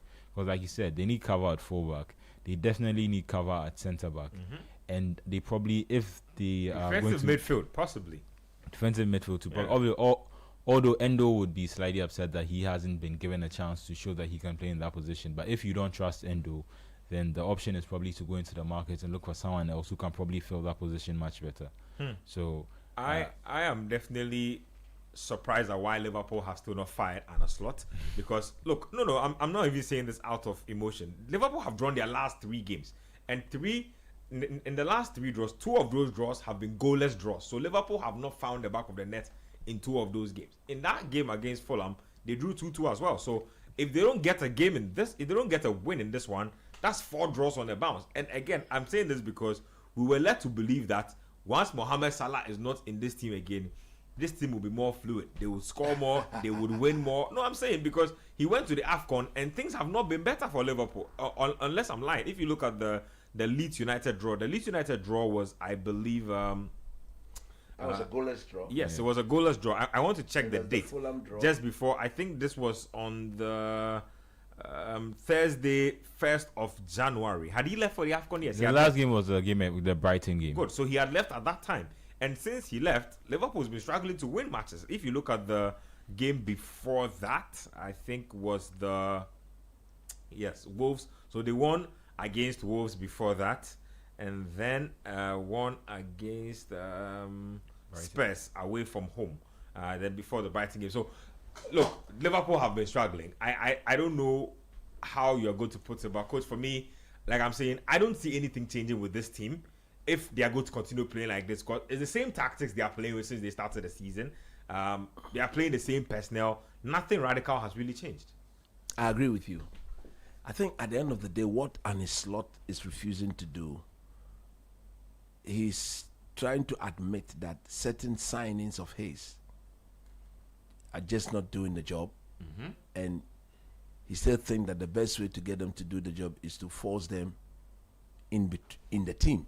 You see, for Florian Wirtz, for example, look, he'll come up with a moment of brilliance, and then he will just fade out. It's about the consistency. I don't know why they didn't go for Magay. Yesterday when I saw the news, I couldn't believe it. I said, but why would you completely drop the ball? Allow your competitors to get even stronger. Drop the I think ball they on thought that because Gehi was going to get a lot of interest in the summer from because he could pay the have money for pay the money million? in January and take the player. He's 20 million better pounds. than 20 million. Oh, this is a player you could have bought for 20 million and easily sold for 80, 100 million 3 seasons down the line. Exactly. I think Hughes and what's his name, Edwards, have completely done Liverpool a disservice with how they've handled this situation. And John W. Henry should be calling them to a meeting and having them explain why they've let a top 3 centre back in the league who was going for 20 million slip through their fingers. It's very unpardonable for me. Like, it's one of the, and especially in the context of Liverpool's current season. Yes, because you see, if you look at what they need, everybody can look at this Liverpool team that in a very good competitive game they will give some chances away. don't get me wrong, teams do. But for them, the rate at which they tend to give chances away has been alarming. How old is Van Dijk now? 33, 34? 33. You should, 33. He should be turning 34 this year. So there you go. He's clearly gone past his prime. Because he's not only gotten slower, he's gotten so easy to play against. He's actually 34. Careful. So you're turning 35 this year? He'll be turning 35 this year. Wow. How did God miss this? Brentford putting Chelsea under a lot of fire. Liam Rosinia's Chelsea. So we're monitoring 2 games, guys. How did he not score this? Yeah, we are monitoring the Chelsea versus Brentford game. That game is at Stamford Bridge. And then we're also keeping an eye out on Liverpool at home to Burnley. Now, Liverpool in their own game have had a few half chances in that box, but nothing really so far threatening. Yes, that's how it is so far. It's 21 minutes of action played in both matches, still goals. How did that ball didn't enter? I can't believe it. The Brentford chance. I want to believe we'll get a chance to see it again so we can just recap that moment. I think it will show up very, very soon in a replay. Yes, so here we have it. Igor Thiago traps the ball through pass. I believe it's Kevin Schade. Oh, Kevin Schade. Oh, shoot. Yeah, I don't know if he was. I think he was trying to find his teammate, but he should be shooting. Yeah, that Look was. at the pass. The pass went through the legs of Adebayo. Oh, Had boy. him lying down in green pastures, sliding all the way. Yeah, Okay. yeah, that was a poor touch. I don't know. Hey, it nearly resulted in an own goal. I don't know if he was trying to square the ball. Oh off. yeah, he was trying to square was the ball trying to because square he the- noticed that from that angle it would have been difficult to beat the keeper because there was a retreating defender too. Yeah. So it was going to be difficult. So See, that's where yeah, composer comes in. Composer. yeah, so he scored the ball, but it was just unfortunate that the defender stuck his leg out and managed to intercept that pass. And it almost ended up being an own goal, but for Robert Sanchez's save, it would have been an own goal, and Brentford would have been Would have leading. taken the lead. Yeah, they would have been leading this game at this point. But yeah, I like them. They show no fear. Impressive performance so far from Brentford. They have been good. They have been good. Very impressive performance. And like we established, if you look at the form guides of the various teams coming into the league, the only team probably with a better form guide coming into this week is Arsenal. Arsenal have 4 wins on the bounce, and the last game was a draw. Brentford had 2 wins, a draw, and then 2 wins again. So form guide literally just about the same or And- on par with the best team in the league. And now. Brentford have surprised a lot of people, including yours truly, because looking at the players that they lost, the coach they lost, promoting Keith Andrews, who has a set piece, whose background is as a set piece coach. Yeah. So there were a lot of question marks about Yep. about Brentford, and for them to be able to be ranked as high as they are right now, fifth place in the league. Yeah, it just tells me that they've had United have gone above them in the table. Well done. well before sorry. the game. Yeah, so I was just giving credit to Michael Carrick. And yeah. United, Before this Manchester derby that we just witnessed. So Brentford have been good and they have surprised a lot of people. And yeah, you have to look at how he's continued. Keith Andrews has continued with the work that Thomas Frank did before he left to join Tottenham Hotspur, and the fact that yes, he's also getting the benefit of Igor Thiago's brilliant start to life in the Premier League. He had an injury last season, and so he sat out for quite a long time. And he returned, and he's the been able Chelsea to do game well. is too too chaotic. What is this? Rosling, no. Too end to end for you. No, it's too. I mean, there must be control, man. There's no control. Is it from Chelsea in particular? I mean, there's Caicedo there. There's Fernandes Enzo and Caicedo, Fernandes. yeah. Come on, they should be able to control it. There's Kopama there. He's a controller, calm, cool, collected. And I'm guessing this is happening because of Brentford, because Brentford don't play a controlled game. No, they want They don't- chaotic. They want fast end-to-end, quick passes up the field so they can go and score. And Chelsea is playing the game into their hands. This is how they like to play their football. So Liam Rosinia will do well to stamp his authority on this team because, like Coach Riley mentioned, I think that for an away team, Brentford have had too many good clear-cut opportunities. They've had too much audacity in this game to come forward. So there's that as well. But an away team that doesn't have the quality that Chelsea has. Yes, an away team that doesn't have the quality that Chelsea. Oh, we have a goal. Offside. I think it's been chalked off. Joao Pedro thought he had given Chelsea, and that would have been a giveaway because Brentford had the chance to clear the ball long time ago. So offside flag up very quickly. I don't think this one will be debated very long. Look at this again. So did it not come off for Brentford? let's see that. Let's see that sequence again. He's on. Okay, hitting. That's what. Oh, he's off. Yeah. Did it come off Garnacho? I'm trying to even see this. Then he's off. Okay, so off his foot. Yeah, he's definitely off. He's definitely off when he receives the ball. He was ahead of the ball. Yep, he was ahead of the ball. It's offside. Yeah, so referee, that's what I'm saying. It didn't even take too long to get this one out of the way. Very straightforward decision so far. I think it's a bit tighter, but because there was a Brentford player that was just in line with him. So they are reviewing the goal. We have a little review. If you look at it, I think his shoulder is off. No, I think his shoulder is behind his. The guy's hands are trailing. The Brentford players' hands are trailing. But they also have to now draw the line on where the arm stops and where the arm starts. This is before.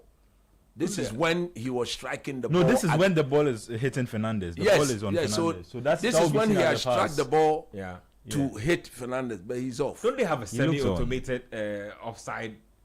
It depends on the shoulder and the knee of Joao Pedro and the shoulder of I think Kyrie. They should draw the lines. They should draw the lines and let us see all this, because that was a really well taken goal actually. Let's see. It's a goal. Look down.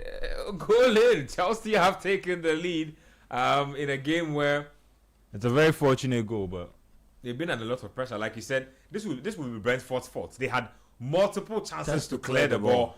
Some way, somehow, kept short circuiting it, and then he came back. That's a terrible clearance. This decision is still very debatable for me. It's still very tight for me. This is not. Because I don't know, man. They've taken this as a goal, then the Bruno Fernandes goal should have stood, because it was just like this. Yeah. Even not that. Even the third goal that the United scored, the one that was allowed, that should have also stood. Then that should have stood. Yeah. That's even more of that has even a better case than even the Bruno Fernandes one. The Mason Mount goal. Yeah. Yes. Yeah. That's very interesting. That's a very interesting decision. If this stands, then that Mason Mount goal should have stood. Jeremy Frimpong was looking for his first Liverpool goal. But let's talk about that Liverpool game briefly, because Brentford have literally parked the bus in this game. As low a block as you can get, they are daring Liverpool to break them down. It's been Liverpool's problem all season, and Burnley. It looks like they are struggling again to break them down. Yeah, to be honest with you, I mean, I don't know, but Liverpool are virtually struggling. They themselves, they've lacked the quality in the final attacking third. The final ball has been missing, because if you have your opponent this close in defense, again, a typical example, no final ball to throw. You understand? And for me, I if you look at the Chelsea decision again, the shoulder. It's a shoulder, and it's where they determine where the arm start from, where he can use to score. They annoy me because every time they pick and choose what starts. The problem is, if you notice, some Premier League teams back when it was the referee, they used to wear longer arm sleeves so that would force the referee to think. I mean, what is all of this? Where the arm there's too much ambiguity. The coach is still complaining. Because there's too much ambiguity in this. I don't know, but it's such a gray area he's for me. off all day.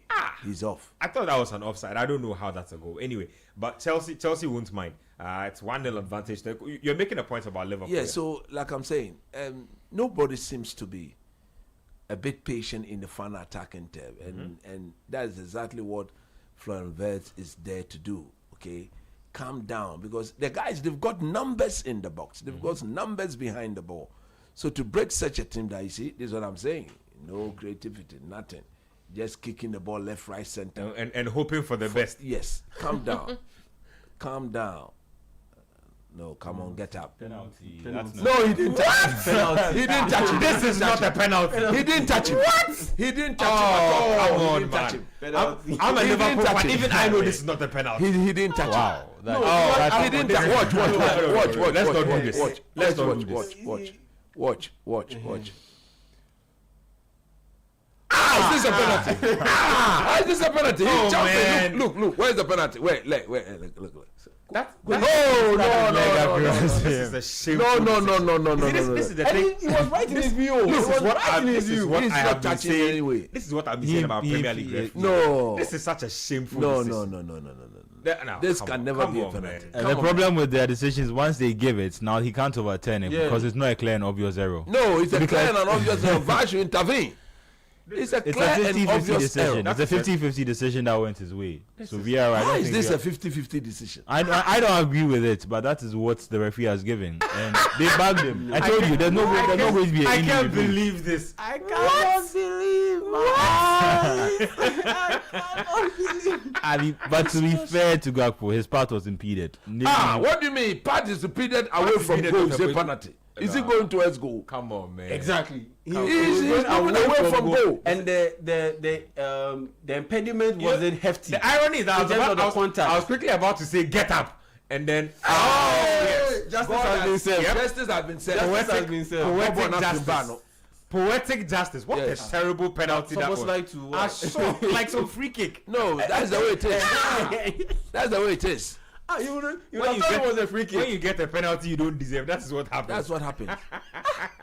Why did he think he was effecting a free kick against No, Arsenal? that's or it. what? That's it. What was That's that? it. Oh no! Oh come on, that is such poor. He went way too under the ball. Yeah, and opened up his body too much for a penalty. Yeah. Like what was that? It was first of Oh all. nah, not to be Soboslai. a This is penalty. not. This is very on Soboslai. Like very out of character. Like this. Nah. I saw a similar penalty from Voltmala recently. I think it's the technique when you try and go into the top corner. If you get it I mean, just there's a no percent, goalkeeper who would be able yeah, to that's go. if he had been able to get it on target, it's That definitely penalty, a goal. if you but- guy penalty, you can do, you can play it, you can keep it simple. Go Yeah, low, I think it was a bit go, too laid go back. midpoint. Yeah. And yeah, like I'm saying, he had like that David Beckham lean back posture when you're about who does that? And with this, you see, that's the thing with, and that's why me and Ben we're all disappointed with the penalty and coach Yeah, too, man. because for a player with the ball striking technique that Szoboszlai has, he should be able to execute that that type of penalty. The ball striking technique that Szoboszlai has. Oh nah, this should be and you easy. see, and you see, those penalties are risky anyway. Oh, to be honest, when those Gakpo, you're not beating high anyone into with the that roof, kind Look of at Frimpong. when those high into the roof penalties come off, they look great. Oh, yeah. But most often than not, you'll be like, you can easily sky it. should you be doing that? Like, keep it low hard, keep it midpoint hard. Why are you trying to put the ball in the top corner? Ah man, I don't But know. Gakpo, Man. really, no one, he's not beating any keeper from that end. He's done it. He's Wait, scored a couple this of times kind of from there. attempt, then the keeper must be sacked I from mean- that range. Then the keeper must be sacked in the Premier League at this point. He's done it a couple of Yeah, times. at when he Liverpool. came initially, I remember he had a Even few of those last season strikes. when he was yeah. having his good when he was doing a couple Those of times. goals came a bit closer, but not from that far away out. He No. believes in this technique. If you're a goalkeeper in the Premier League and you are not impeded, your sight is not impeded, or your vision is not impeded, Yeah. and there's no deflection, and you get beat by a short attempt from that angle, from that distance, you shouldn't deserve to be in the Premier League. No way. and Szoboszlai is having a good season, but this week he's had a couple of shocking decisions. In the midweek, how they call it, FA Cup game, he got in front of the keeper and he tried to give a back heel, but it was a complete miss kick, and that's how they were able to get their goal. And today, this is an easy penalty for him, for someone who's the penalty taker for his country. I'm surprised that he went with that much power.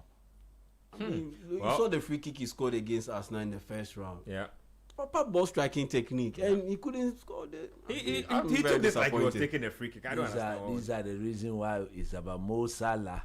Mo Salah. Oh, simple Salah, goal. power, Salah is there. corner. You- He even This goes is a even goal. go down the middle. 1-0. This is a goal. Like, if this is Salah, this is a goal. So, it's interesting. I'm sure he's probably made his way to Liverpool already, I'm sure he's No, arrived. but no. We He has to understand stay. please give He has play. to stay. Charlie, that game they need to scrap it. Oh no. Honestly. Nobody See, really wants to. There's play. a reason why the is there because There's at the no end of the reason. It's day, the most because some money must be no, distributed. To yeah, I that's get that. one. And on top of that, let's take out Egypt and Nigeria from the equation. If let's say a Uganda ends up playing in this I get in this game, I get where you're it's going. a big deal. I get where If you're it's going. Comoros playing in this game, it's a big deal.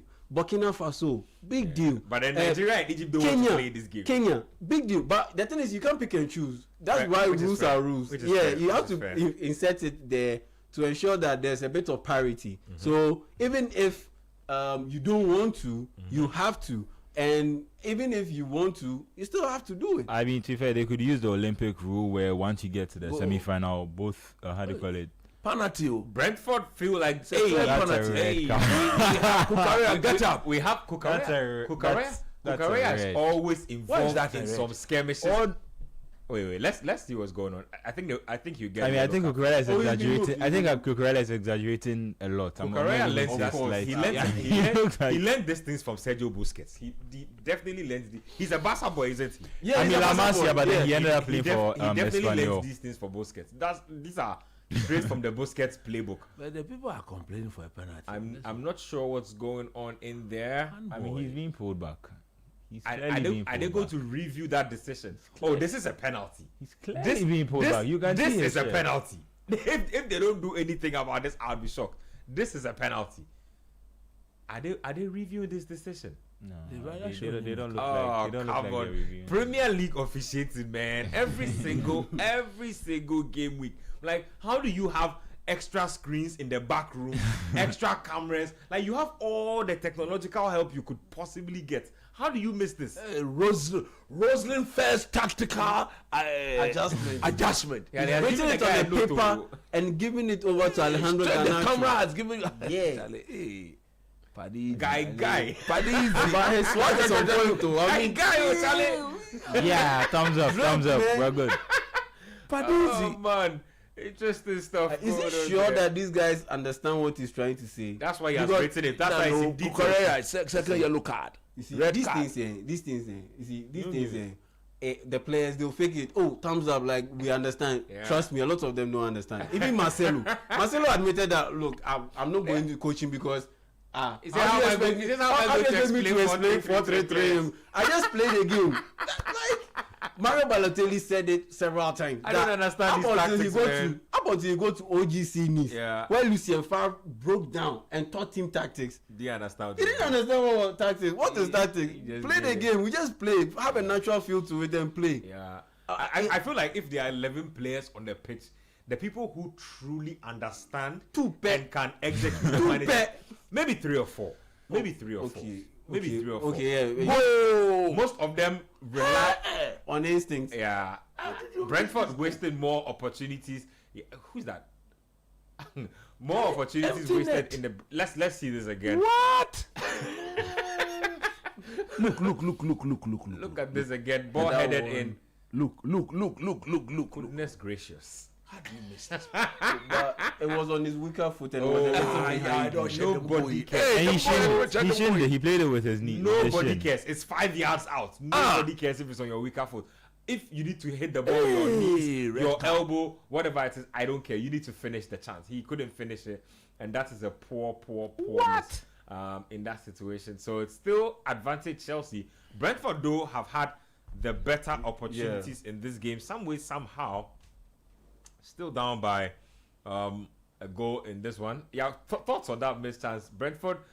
Still definitely. Ooh, Milos Kerkez there. Well, at least he got a little bit of the ball, so it's not as bad as it looked initially. But yeah, it's still egregious enough to get him a yellow card. If he had missed the ball completely, oh yeah, straightforward, that would have been a red card. But to the Brentford Chelsea game, yeah, and that chance, yeah, I think you guys are being a bit too harsh on him, because it was on his weaker foot. It looked like the ball was a little bit behind him. So he tried very well to keep, or did very well to keep his shot attempt on Brentford are target. just missing chances. Brentford, they are not serious at all. Was that Yarnold? Yeah. Yeah. Yeah, that was a poor miss. I don't know, but if you're a pro, I see me. Because with a chance like this, Listen. he gets the ball first time, There are some chances. I don't care if. and you're this a is on goalkeeper. his stronger foot, so he should probably look, score look, this. You alone.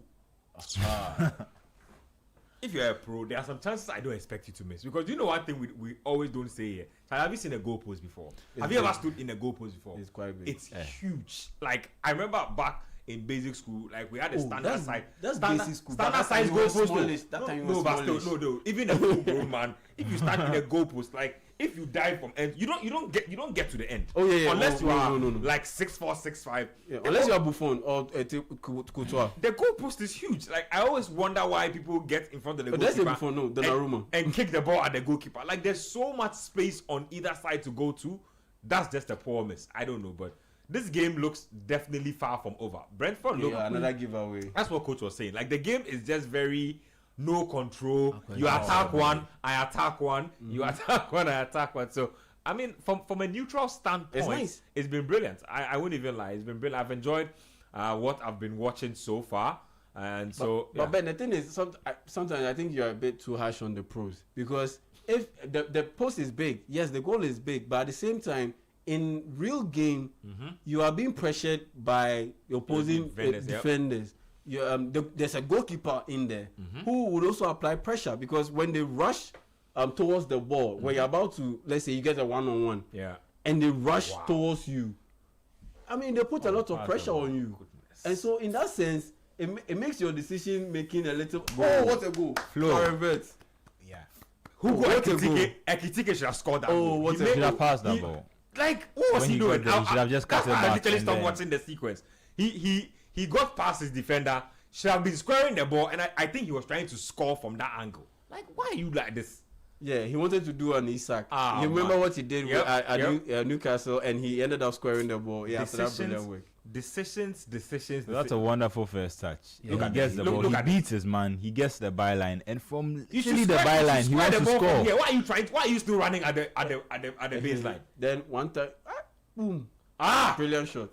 is that his first Premier League goal? No. No. I think this is This second. is the second one. This is Interesting. second. So Florian Wirtz getting his second that- Premier League yeah. goal. But that's 4 goals and 4 assists in all competition. After not You are keeping track, pal. no, he hadn't scored before the Wolves game, and now he scored in the FA Cup, scored in the not the FL, but he Yeah, in the scored FA Cup, yeah. he scored in the FA Cup as well. So So, Florian actually, Wirtz, that yeah? should be his 3rd Premier League goal. I'll check that out in a bit. But Florian Wirtz getting Liverpool the lead. Hopefully they can hold on to the lead. Liverpool have been very shaky every time they take a lead in recent times. So good way to round up the first half. Yeah, so Ben, like I was saying, that sometimes you're a bit too harsh on the pros, because in real game time, there are a lot of things happening. Even the weather sometimes can affect you and all. It's just like you know your basketball. It's just like you shooting 3-pointers during practice. You see having them? to shoot. They don't miss. But when you are in an arena, there's a referee in there. Opposing fans are yelling in your ear. There's a bench full of opposing players also yelling in your ear, talking trash to you. Yeah. There's a hand in your face from an opposing player. Yeah. It puts you off your rhythm. Even the best of the best. Can Even be a Steph Curry. I mean, Steph Curry doesn't miss when he's in practice shooting threes, but in games he does miss. So yeah, sometimes you have to lay off. And to be fair to him, sometimes a lot of football is playing peripheral vision, and sometimes just because the keeper is what you can see, there's a target in the goal. There are times where subconsciously I think they strike and they go for the target rather than going for the space at the other side of the target. But yeah, on Wirtz, this like just to revert back to Liverpool.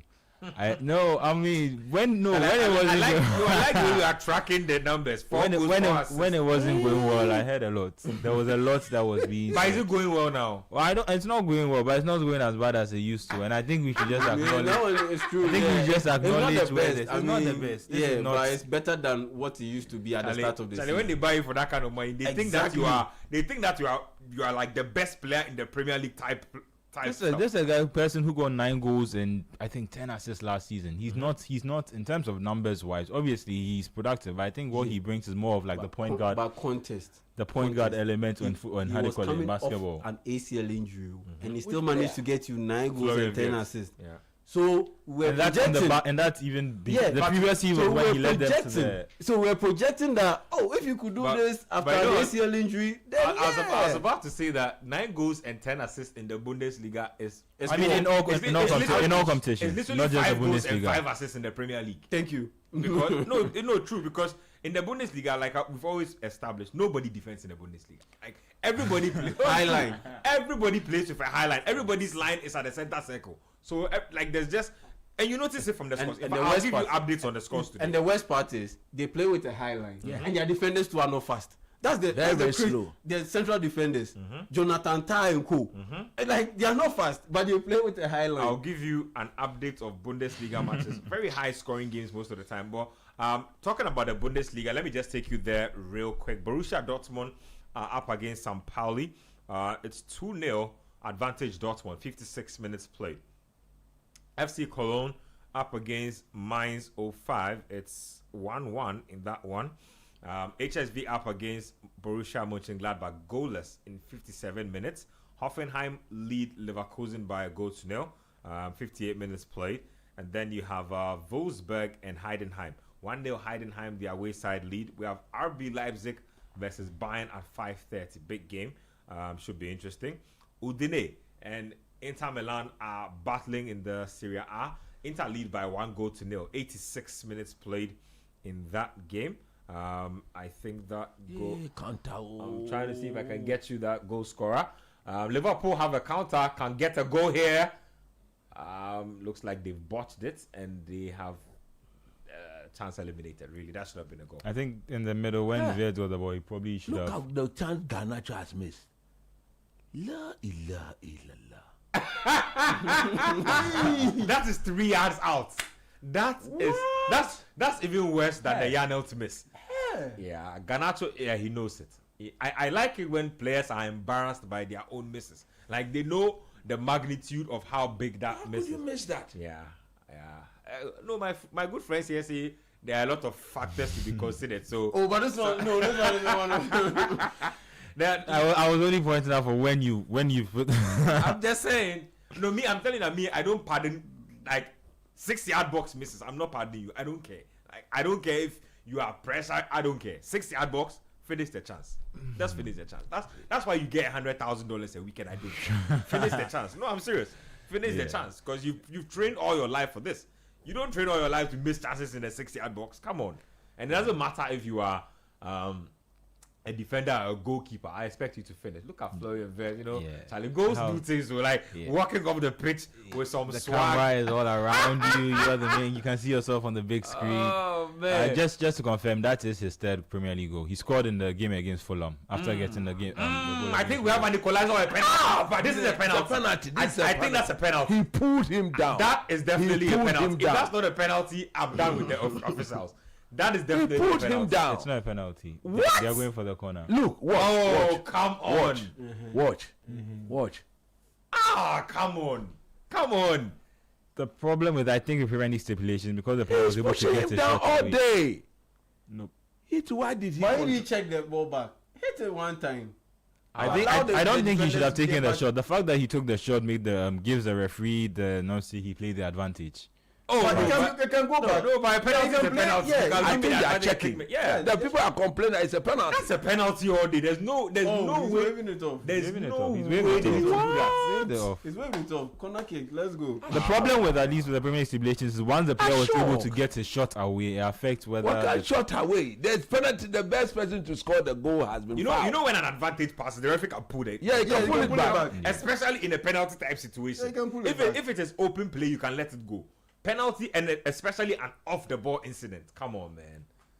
The officiating in this game has been something else. But Brentford definitely look like they can get something in this game. They've been all over Chelsea in this first half. I'm not sure why they've not scored. Chelsea themselves have had their own opportunities. Don't get me wrong, but very exciting game so far. To be fair, 1-0. looking at this game, I think I've been a little too critical of the AFCON referees. If this is the standard that but is in Premier the- League referees have never been good. I mean, I don't even mince words when I talk about it. I always, like I've said here, they get into all the big tournaments and all the big matches because of how formidable their federation is and how powerful their federation is at UEFA. it has nothing to do with pure performance. If you watch the Italian Serie A more, Serie A have decent referees, but their reputation has been tarnished by all the Calciopoli and all them scandals that have hit the league. Spain have a couple of good referees as well, but a lot of their big referees have also been entangled in a lot of classical controversies, and so that affects their rating generally overall. But the Premier League officiating is just, man. Like, and I don't get it because, like I said, you have all the technological help in the world. People reviewing, some people talking in your ear, some people giving you extra screens. Some way, somehow, you still can't make proper decisions. I don't know. But I think the thing that affects them is they're all kind of like mates. As to use the British term, they're all kind of like friends. So when your friend misses out on something, it's almost like you trust his rather than correcting him and saying like, oh, this is clearly a penalty, you made a mistake. You rather double down and back the position of your mate, because when you are in that position, you also expect that, oh, you also back me. And there's a lot of obviously the criticism is because it's the Premier League, but there's a lot of time where this and it's different, because I think in Turkey and other countries you fear for your life. Like it's different standards to this, but for the Premier League it's just the criticism and the Turkish league are probably worse than the Ghana Premier League when it comes to hooliganism. Like they are in their own world. And referee integrity. Yeah, they are in their own world. They had over 100 referees being indicted for some corrupt deals and all. Oh no, they are far worse. Ghana Premier League is better. They are in their own league as far as this is concerned. But let's do a quick run around of the scores, and then we'll get into some breakdown of the matches so far. So. When you go to the other matches happening, for those of you who are just joining us, we are live on the Republic of Football. In fact, I think we should take a quick break here. When we come back, I'll get you through all the halftime scores. I'll take you to some of the other leagues. I'll update you on some transfer gossip, because there's a lot flying around. We'll try and see if we can break down that Real Madrid game we saw earlier. Benjamin Nketiah here, Manuel Kwache, Yao Jeminta, and Coach Christopher Nimley with me. Stay with us here. We'll be right back on the Republic of Football.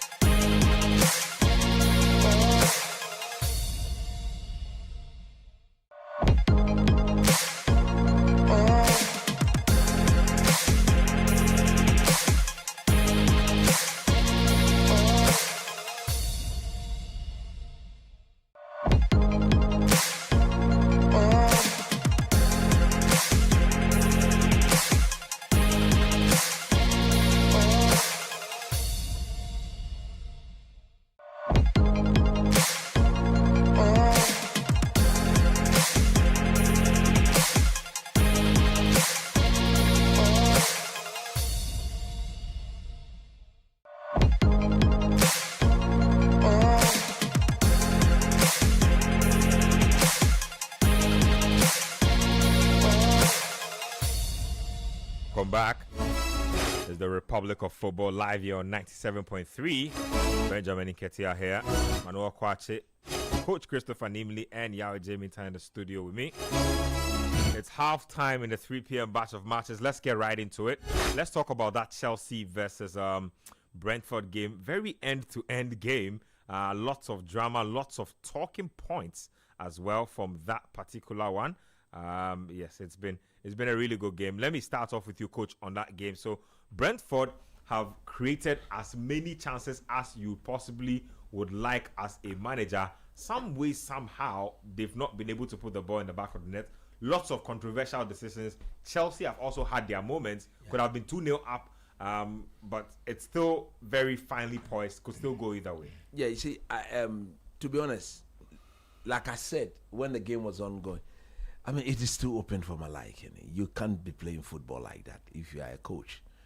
On the part of Chelsea, if you look at the quality they've got in midfield, like I said, the Enzo Fernandez, they should be able to, the Cole Palmers, they should be able to control a football game and stop it from being chaotic. But you could clearly see the end-to-end stuff. I mean, it's unacceptable. And if you're a coach, you don't want to have the game this stretch, this open. The game, actually, we should have had more than a goal in the game. And if you look at the goal that Chelsea scored, it was a complete giveaway by Brentford. They had about 2-3 chances to clear the ball away, and they didn't. And the defender cleared the ball, it ricocheted off Garnacho. It ended up being an assist for Joao Pedro. He turns, he blasts into the back of the net. It's 1-0 Chelsea. Brentford themselves have been extremely wasteful. Chelsea too, the same. I'm trying to find their XG like I've said, in this game. We should have had about more than a goal. Yep. At least 4-2-1. Easily could have had 4 goals. The game, from the way it's been played, deserved more than just a goal. In that second half, the next goal, in my view, will be extremely very important. I think if Chelsea were to score the next goal, they have a cushion, and they will now have to control the game and then go forward. But if Brentford were to score, I don't know how Chelsea will respond, because don't forget, in midweek, they lost. When I said they, I'm referring to Chelsea. You don't want to. And to give you context, right? I think the last Brentford-Chelsea game ended in a crazy 2-2, I believe, where Brentford got a final equalizer to like snatch the win out of Chelsea's door. Exactly, and you don't want that to happen. You have to play the game in such a way that you should give yourself the opportunity to take charge, and that I've not seen from Chelsea at all. Who knows? That could be the plan of the coach, because when I watched them against Arsenal in midweek, in that Carabao Cup semi-final, it was extremely chaotic. So anytime Arsenal just took their time, took the steam out of the game, they were able to pass through Chelsea, and then bang, they scored. Especially that third goal by Zubimendi. It was absolutely a delight of a goal, because the team play, the ball watching on the part of the Chelsea players, because it was a bit more controlled, slowed down. They find it very difficult to switch in between the pace at which the game was being played, and all of a sudden Arsenal just took the steam out of the game and then passed the ball through them, and that ended up in the back of the net. You will have to calm down. They are in the lead. They'll have to acknowledge that there's something to protect. This manager will have to acknowledge that they've got something to protect, and therefore, if it ends 1-0, it's 3 points in the bag.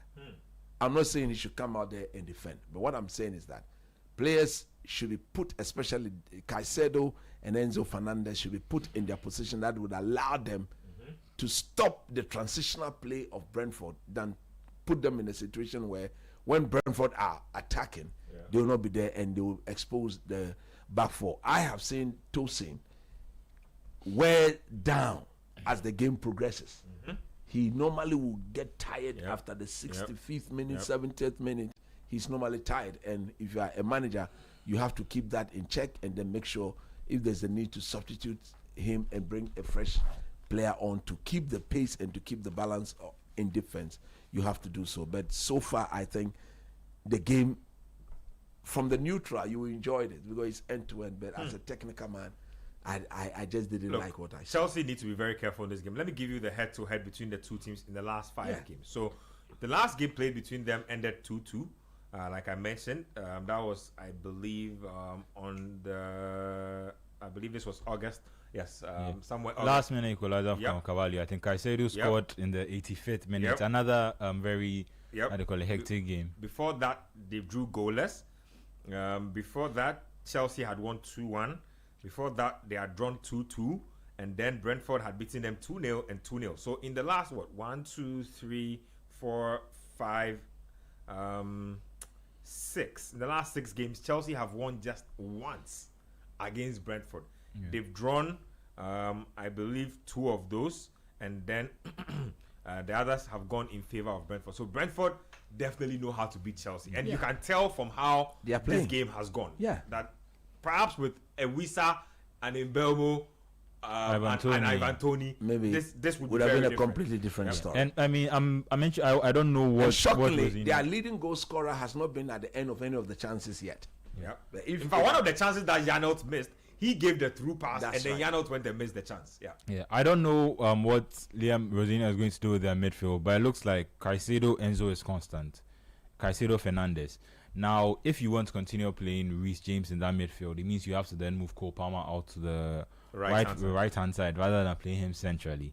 And I don't know if how tactically he might be willing to flip that, because I think sometimes it would make sense for for Palmer to be part of the midfield three, so you can still have wingers like Garnacho and Pedro Neto and still have your striker. A bit like how he's he structured it today. But- Yeah, let me take your thoughts on Brentford, Chelsea before the second half kicks off. Anything you expect to change? You think Brentford can come back into this game, make it a fight? Oh yeah, they'll definitely make it a fight. They'll definitely make it a fight. I don't know if they can come back into this game based on how wasteful they've been in the first half. But they'll definitely make it a fight because it's part of who they are. They are a very scrappy side. No matter how poorly they play, no matter how well they play, they always scrap for things. They always scrap for goal chances. They always scrap for possession, 50-50 challenges. So definitely they will make a fight out of this game and this second half. But yeah, you have to look at the efficiency again, and looking at how wasteful they were. You just have to ask or wonder if they can just be a little bit calm and composed in front of goal, and maybe just get a little bit of help from the officials in terms of being able to get a good number of free kicks or potentially a penalty. That penalty shout Yeah, at the end maybe of the that first too could help get them back into this game. So yeah, that's how I see this game panning out. They will definitely fight, but I don't know if they will be efficient enough to be able to convert one of the chances they'll create. So did you see Alejandro Garnacho? The guy just Oh my goodness! It's kind of like when Carl Towns is trying to post up on Julius Randle. That's meme. Yeah. that's what just happened. He just trying to dribble past his marker. I think we'll see it again. Oh no, this one. I was just hoping they'll show it again. Try to step over and try to size up his And he was marker. like- he just stepped on the ball and Garnacho lost the possession. That was he fell down. that was hilarious.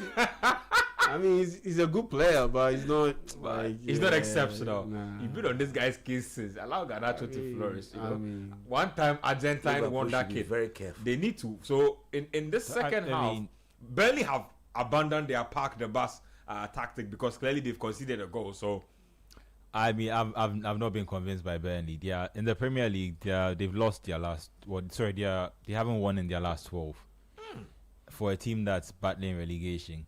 And I think their last win, if I remember right, their last one was against Wolves, which doesn't really count. But and I don't know. They look like they might pose a threat, but based on recent form, I don't think that they should be able to challenge Liverpool. I think it just comes down to Liverpool and being able to stay in games. They've had this thing too often. Liverpool left they had in teams.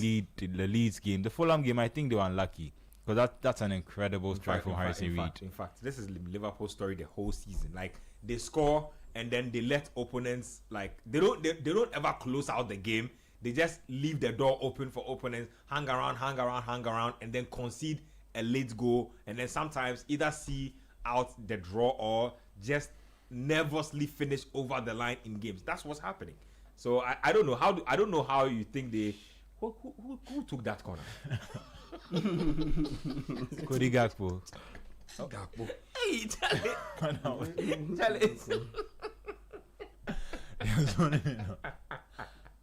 Charlie, see, when you go to Sunday Stars, even Sunday Stars, these things don't happen there. Like, how can you take a corner like this as a professional? Oh, man. Anyway, it's 1-0 advantage Liverpool, 1-0 advantage Chelsea. Surprised Vez doesn't take corners for Liverpool. I'm equally surprised because he was a dead ball specialist for Leverkusen. But quick thoughts on Frimpong. I think that he has gradually gotten more decent over time. I'm still not convinced, but just in case you're wondering, the Egypt versus Nigeria game has started. It's kicked off. It's 5 minutes played. In that one, in the AFCON, is the third place game. So I'll be giving you updates from that particular game as we go along. So yes, there's that. But you're making a point. Frimpong. Yeah. Frimpong, he's got better. He's got better. I think when he came initially, he got going just a bit, but then he struggled with an injury. Mm-hmm. But since he's recovered back from that, he looks like he's been able to fit into the team more. What I'll give him credit for is I think he has tactical adaptability. So you can see the different ways in which Slot has used him, and at first I think he's alternated the way him and Kerkez played. Kerkez used to be at some point Kerkez wasn't as attacking throughout the season. Yeah, and it looks like he's been able to adapt that and just balance the defense in a way where Frimpong is the attacking outlet and Kerkez is the one that can play a bit more reserved. And I think that's had a good impact on him. He scored in the midweek in the FA Cup game that they played, and I think that will always give him confidence. Another big chance wasted. Look at Kevin Schade again. Another big chance wasted by Kevin Schade. So that's another chance wasted. Brentford have been so wasteful in this game. But they need to go out there. And I'll give credit to Robert Sanchez though. I'll give credit to Robert Sanchez. I get where you're coming from. The chance that I wouldn't give credit to the goalkeeper for saving it, but I'd rather blast the forward for missing it would be the 2010 World Cup final. Iron Robin and Ike Casillas. It happened twice. Yeah, I get what you When you have all that time, all that space. In fact, when you have more time, it's more difficult. Yes, I know. But you are in multiple minds. Should I tip him? Should I round him up? Should I there's too many things going on in your mind. But in this instance, I mean, Shada, he had Rhys James bearing down on his neck. Composer. And then you had Robert Sanchez just right in front of him. So yeah, in that sense, I wouldn't blame him too much. But Robin's chance, I remember that 2010 final, that game with his quality. I mean, Kevin Schade is not Iron Robin, so yeah, I can accommodate it. Yeah. But when you are Iron Robin and in that year, that form that he had, and you couldn't bury even one of those two chances one on one, that for me, I wouldn't commend the goalkeeper for making the save. I would rather bash the player. But in this instance, yeah, I have to credit Robert Sanchez. So Robert Sanchez sticking out the leg there, managing to keep his team, or basically keeping Chelsea's lead in that circumstance where Brentford keep coming forward and Chelsea are consistently needing to clear their lines. And so that game has been interesting. Let me go to other places real quick. Let's touch on some of the other games. So Forest will play Arsenal at 5:30. There's that to come. We'll touch on that really quickly before we go. Spurs still losing by 1-0. Kwache, thoughts on that game? So let me look at the lineup for Spurs. Lots of injuries for them, actually. But they are still losing this game. So when you look at their front line, Kolomwani is striking. Xavi Simons is a 10. Wilson Odobert and Matisse Tel. Archie Gray and Conor Gallagher. Christian Romero, Van de Ven, Ben Davis, Pedro Porro. Pretty solid lineup, regardless of all the injuries. Thoughts on that? Conor Gallagher thrown right into the mix. Yeah, he's supposed to be that new spark into that midfield. Give them a different dimension to it, because we mentioned previously, and especially with the absence of Pep Matissa, they haven't really had a lot of variety in that midfield. You either have players who are very defensively solid or players who are too far attack-minded and do not offer enough balance to the team. So I think Gallagher at his best can offer a bit of both to them. What is he, a box-to-box or a 6? I'd say he's more of an 8. Yeah, I'd say maybe more of a hardcore an 8, lead dash into the box, but he can stay solidly and play with I think he plays better with another man in midfield. I don't know if he can necessarily be the anchor of the midfield, but how he fits into this first team he won't necessarily have to do that, because you usually have either Paulinho or Bentancur to play with, and he might be asked to offer a more not necessarily be the creative person, but be the person who goes further forward than either one of them when they play in midfield. Thomas Frank is at a position where if someone told you he'd been sacked right now, you'd probably believe it. You wouldn't question it. And I think that's always a dangerous position for a manager when your results are so against you that it's almost like the next obvious point is, has he been sacked yet? Has he been sacked yet? And it looks like you are surviving game to game. And then soon you hear reports in the press about how he has 2 games to save his job, and it's a cycle that doesn't need to continue. I like listening to his point that he makes about how he came over and took over a team that was 17th best in the Premier League, and he got them into the top 10. That is what the point that he's trying to make. That's good as their expectations or their ambitions are. Spurs themselves, based on what they accomplished last season with almost the same group of players, and the players that has. Or he needs reminding that they are currently 14th on the table. That's what he needs reminding on. And if AFC Bournemouth, if they lose this game and AFC Bournemouth win, they drop a step further. Bournemouth have a game in hand, and so I don't need to tell him that he's still flirting with that 17th position. I mean, yeah. So at the end of the day, I don't think he's exceeded. His argument is that his team is probably on par with what they performed last season, and his job is to make them improve. And it looked like at the start of the season he had done that. Kudus looked like he was settling in really well, but I think his signings too haven't really helped him. If you looked at the players like Kolomwani, I can go confidently nominate him now for flop of the season with how to call it, when we are almost like 20-25 games. For a team that needs goals, they've had Solanke out for most of the season. Even Solanke, I don't think Thomas Frank himself necessarily trusted him that much. But then to be reliant on a player on Kolomwani, and a player who has only scored in 1 game, he's probably hit 20-25 games now for Spurs. For a player that's only scored in 1 game, any team that is reliant on a striker like that will struggle. Xavi Simons too, it took him a long while. It took him about 17 games to get going before he was able to have some impact. So if you look necessarily at the quality of the team that he has, like you're going through it, like Archie Gray, Bergvall, this is not, the quality is not as good as there's a lot of prospective talent that they hope will get better, but in the moment some of these players themselves are not necessarily delivering. On the West Ham side of it though, this, like I said, if they can hold on, this would be a very, very crucial win for them. I think that will take them to just 1 point out. They'd be 1 point off getting out of the relegation zone, which at this stage of the season, even though they are within a shout, given how they'd been playing up to this point in the season, it looked like a foregone conclusion that they'd win this game. The problem with Tottenham too is that they seem to be doing this a lot. So if you notice with the game that Bournemouth won, Semenyo's final game of the season, they hadn't won for 11 games till Tottenham came around.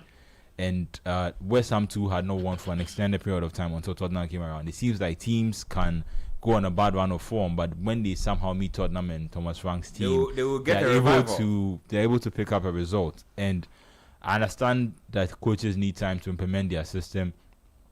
According to Thomas Frank again, he thinks that this is a better start than he had at Brentford and at Brøndby when he took over both clubs. And he's saying that for perspective to show that in time he can definitely still improve this team, even though the start looks shaky. But I don't know how long he will be given, especially for a team like Tottenham, where even if by their own admission, winning the Europa League is not success enough for us, we have bigger ambitions than that. And if you have a person who is not competing in the Champions League, who is clearly Rosinia. Chale, note-taking Rosinia. Rosinia has taken. Coach, you mentioned that Tosin has a thing for. Sorry about that. Has a thing for fading out of games. He's been yanked. Wesley Fofana has been brought in, and then Garnacho has also had a stinker of a game. He's been taken out as well. So Rosinia is man managing. Yeah, he has to. He's man managing. Quick thoughts on those subs. Fofana in for Tosin, and then I think they brought Andre Santos, a central defensive midfielder, in for Garnacho. It's a bit of a surprise. That doesn't mean that then he's shutting up. Maybe he wants more control. Neto goes to the left. Possible. Palmer goes to the right. that looks smaller, because if you look at the way Brentford have been coming at them, maybe it's a ploy to more or less stop the attacking spaces of Brentford. Because look, it's been so easy. Whenever they attack, they just go through To the middle, yeah. They just go through them with some level of comfort, and then maybe it looks like he shifted Enzo to a number 10, and that will mean that they will play 3 very combative midfielders in midfield and see how best they can compete. Because until now, it looks like Brentford were looking the team most likely to score. And I'm happy that he's seen the need, or he's acknowledged the fact that they've got something to protect. Yeah. And because of that, you cannot allow the game to be that stretched. You have to protect what you have, because if it ends 1-0, Chelsea takes all the Take all 3 your 3 maximum points. points, and that is And they haven't won in their last 5 games. in their last 5 games. So that is a very good way of trying to actually make sure that if they don't score the next goal, they also don't concede the next one. Yeah. So, and that will ensure that they'll be in a position to win the game and take all the 3 maximum points. But there's a long way to go, because I think we are now entering the 60th minute Yeah, mark. we have about 30 minutes more plus minutes probably plus 5 minutes minimum. Yeah. So there's lots of football to play. Meanwhile, Liverpool are inviting pressure onto themselves in that game against Burnley. Burnley have woken up in this game. Their problem is the quality in the final third of the pitch. They just don't have it. Yeah, they don't. They just don't have it. Look, they are cheap strikers. So see, some of these people, they need to go. They need to employ me to scout for them. I'm telling you, I will find you a shrewd striker for cheap who will guarantee you 10 goals easy. Oh in a yeah, season. yeah. Some are in Ghana, some are in other African countries. But plenty. I don't know why. I think there's a stigma when it comes to African players. Like I compared to other players from other They African will prefer you to go through continents, because yeah. if a South American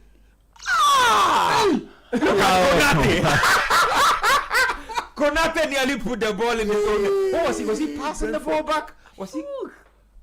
Burnley are knocking on Liverpool's door. This is what I told you. I mean, but this is like you Even said, look at clearly the a pass. lack of quality. Li- But that is a simple ball across a tap in. You are back level. I'm telling you, and Liverpool, like I said, have this thing in them this season where they score, go ahead, and then they this is completely So he plays them onside and then Yep. runs back, and when the ball comes towards Konate, he then attempts to score the ball himself before Marcus before Edwards. Alisson saves the ball. Marcus Very Edwards. How can you give such an underhit cross?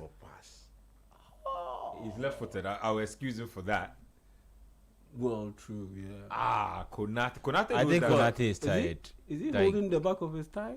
Konate Yeah. or He Buakra. fits, he fits, he fits. Buakra. He See, just- that thing where players do where they try and feign Fake injury. injury. When you nearly cause that. Come on, man. Don't even do this. Like you're not hurt. Like they're embarrassed. So Yeah, in January stay on your feet. Some injury. No, don't do that. You're not. I You're not like the injured. one where you commit a red card challenge and then you pretend that you're also injured as well. Like, bro, stay on your feet and face the consequences of your actions. Why is he he knows doing it. that? He knows it. Yeah, he knows he should have squared that ball off better. That would have been 1-1. But that's literally what I've said. Coach, let me seek some tactical perspective on this. Liverpool getting ahead in games, not being able to control the tempo or shut up shop, and then basically they will be on the ropes all game and then be praying for the match to end. It's a feature I have seen all season, right from the opening day, Yeah. where Semenyo scored twice Yes. against them. I don't know. Look, to be honest, I don't know. Because in this game, there's Gravenberg. There's Soboslai.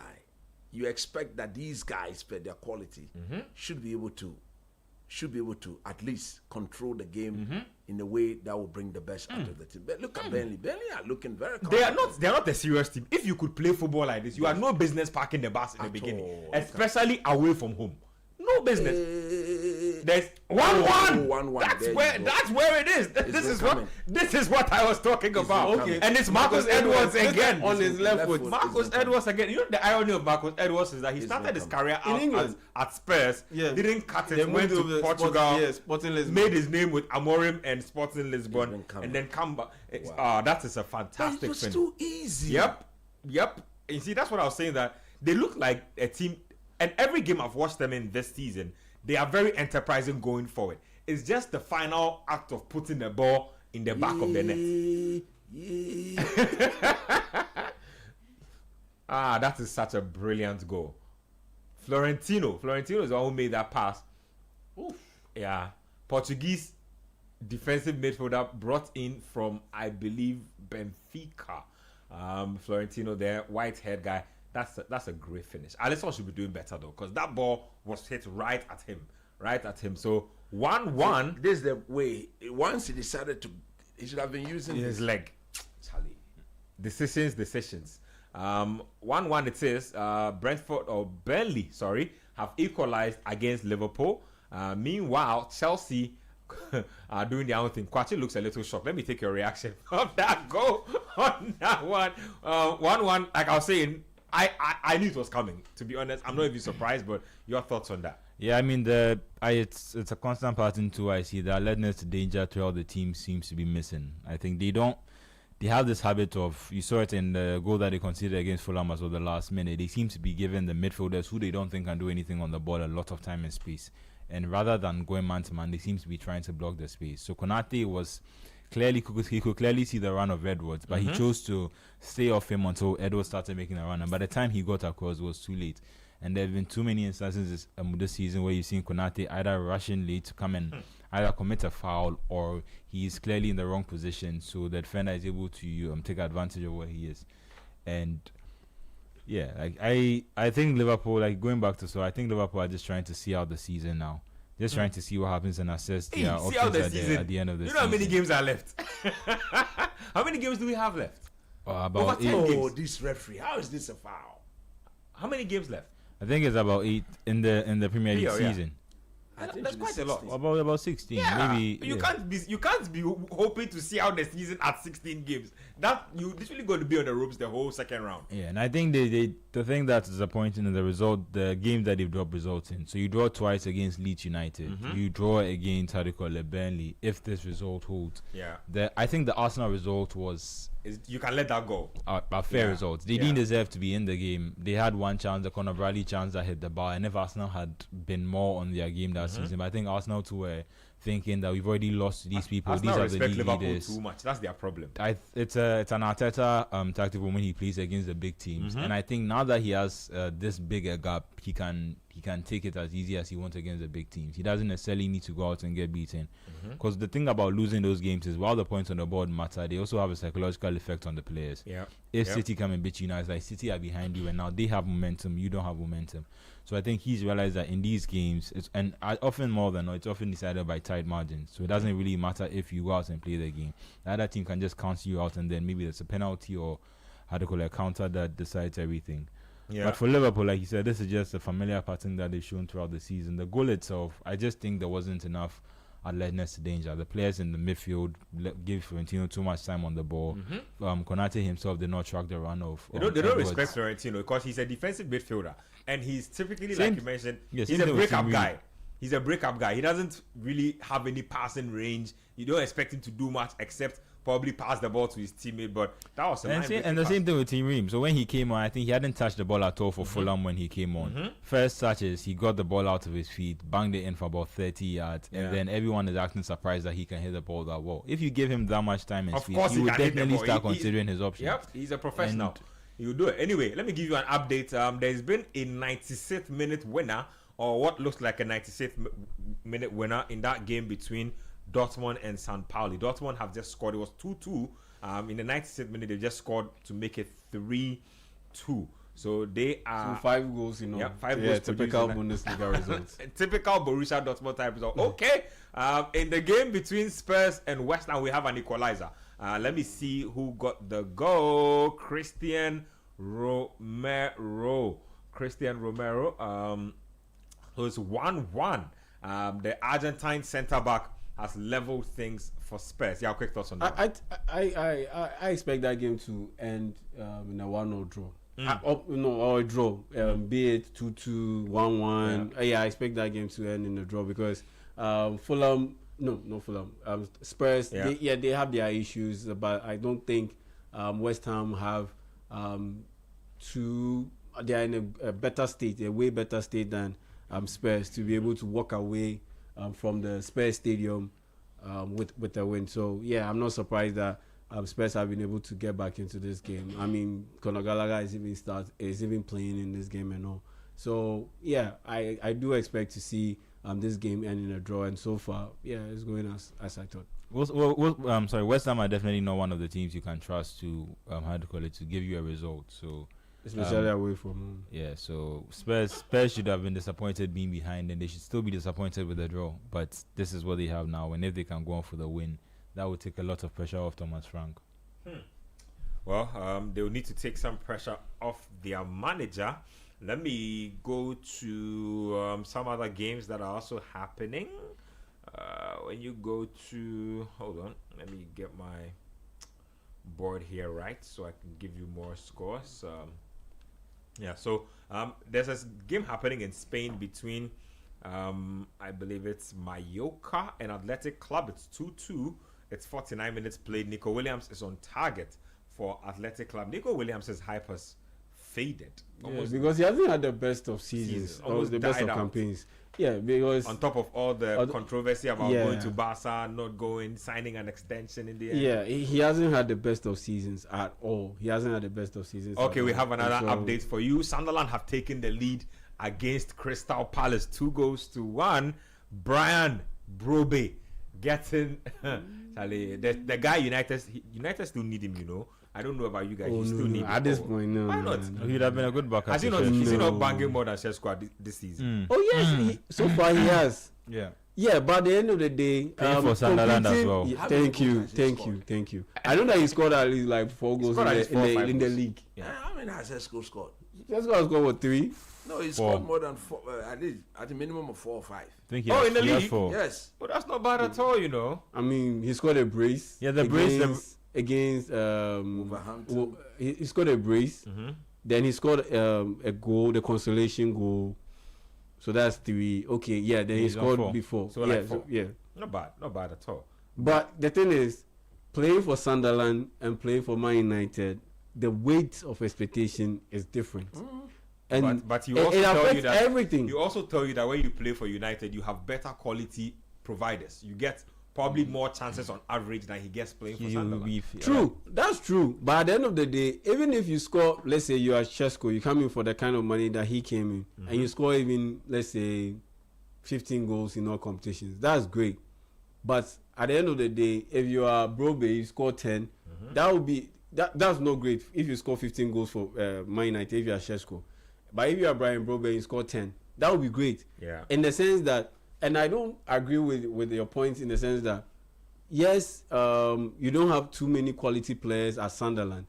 But at the end of the day, the goal scoring burden or the goal scoring output is pretty much spread around when it comes to Man United than at Sunderland. Because at the end of the day, there are too many quality players competing for one single ball, more or less. But at Sunderland, the midfielders just lay on the pass to you, do your work. But at Man United, yes, the midfielders, they do more than, or in any top quality elite club, the midfielders, they do more than just play your midfield role.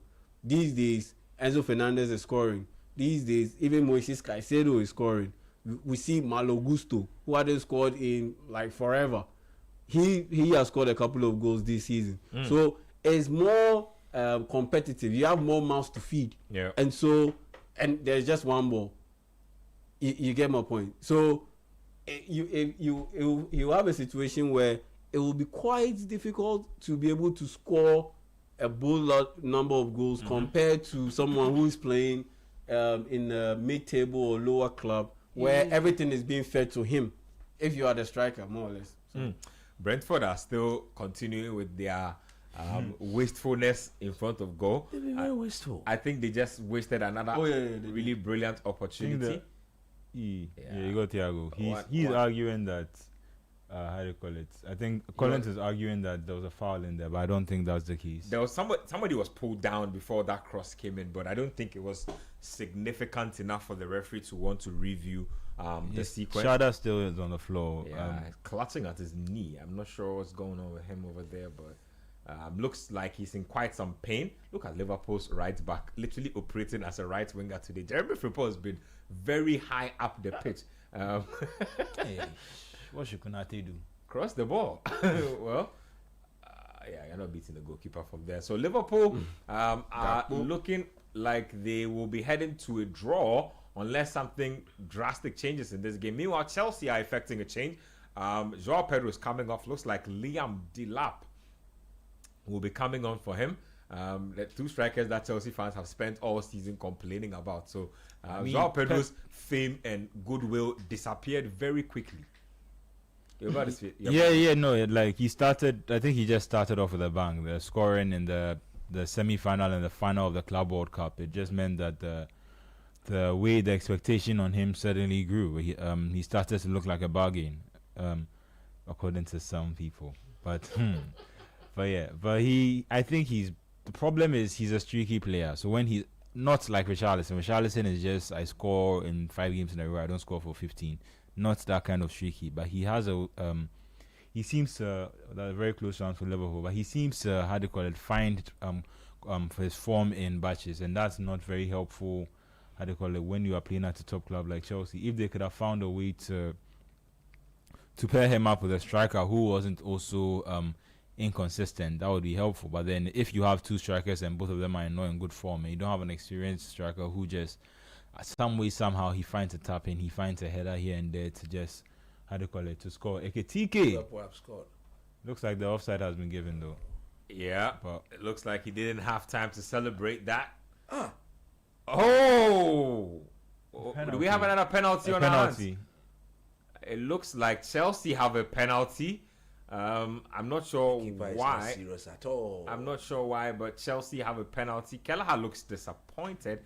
He's not serious at all. Let me see the sequence that led to this situation. So, I think it was Yes, clear the hell out of him.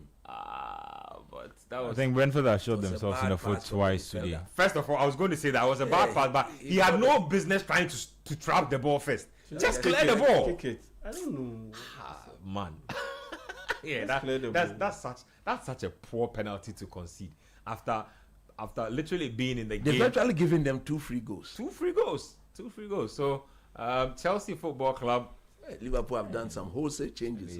Kay's idea, I think he should be looking for a new club by now. He needs to. If he's look, I thought there was a move for him to return back to. When Juventus are still interested, and they look like was being modest. He says he wants to stay at Liverpool. The club is disrespect. The manager is disrespecting him because there are players in the team you are way better than who are getting consistent minutes, and you are having to warm the bench. I mean, come on, why are you warming the bench for Cody Gakpo? Anyway, Kopama have scored. Yeah, so it's 2-0. Chelsea lead. Looks like Chelsea and Liam Rosinia is a thing.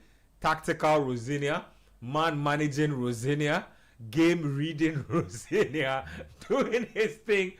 He's got the vision. Look at him right there. Blue trench coats, blue navy trousers, blue bomber jackets with the white kicks. Fly on the bench. Liam Rosinia doing his thing there. Cole Palmer, cold. This is what almost like doing. Precision. Low and hard. Even if Kelly had gone to that side, there's no way he's low and hard. Don't try to put the ball. Who was that? McAllister. McAllister low and hard. That was clear. Yep. That was skied over the bar. McAllister has lost his place in the Liverpool team. I don't know if anybody's noticed, but he's not started at least the last 3 or 4 games. Yeah. He's been on the bench. But I think that's quite good in the sense that he looked fatigued. Right from the start of the season, you could see that there was something off. His legs looked a bit heavy. His conditioning looked a bit off. You could tell that he was suffering from a bit of fatigue. So he getting some form of game management at this point in the season, I think is good. Knowing very well that now they have enough midfielders to cover up in his absence, and even if Mohamed Salah is not being played as many times as as recently or as pertained in recent times. And so for me, I think it's okay in terms of team management, because you definitely need a player like McAllister to come good once you get beyond the transfer season in January, the February, March, April, the business and of the season, yeah, you definitely need a guy like McAllister to be able to bring the goods. Well, Liverpool Football Club are in a desperate need of 3 points. Like I said, this will be 4 draws on a bounce. If they cannot get 3 points out of this game, they are currently ball just dashed across the face of goal. Needed just a poke from Hugo Ekitike, and that would have been 2-1. I have enjoyed Jeremy Frimpong in this game, to be honest. Looking a little more like the Leverkusen Jeremy Frimpong. He's been. I think it went under his foot. Let me give you an update as well. Nigeria have taken the lead against Egypt. I think that is Akor Adams. If my eyes are not deceiving me, 1-0. The Super Eagles of Nigeria lead the Pharaohs of Egypt. 35 minutes played in that first half. Let me take thoughts. Yeah, it was always going to be Nigeria possibly winning this game or likely winning this game because they are more of a deeper team. Yeah. Egypt. I mean, better than Egypt in the tournament too. Yeah, true. I mean, Egypt, if you take out their usual starters, they don't have much to offer from the bench. But with Nigeria, it's a heavily rotated squad. Yep, it is. There's no Lukman in there. There's no Osimhen in there. Calvin Bassey is not in there. A handful of other folks are not in there. So, so it's not surprising that you see Nigeria taking the lead because despite all these absences or absentees, they still have quality players on the pitch. Yeah. They still do have quality players on the pitch, so I'm not surprised at all. I expect them to win bronze, despite the fact that yes, they missed out on making it back to the final of the AFCON. And I see Moroccans holding Nigerian flags in the stands. Very interesting, but I know what that means. I mean, anything against a North African rival, they'll go for it. Yep.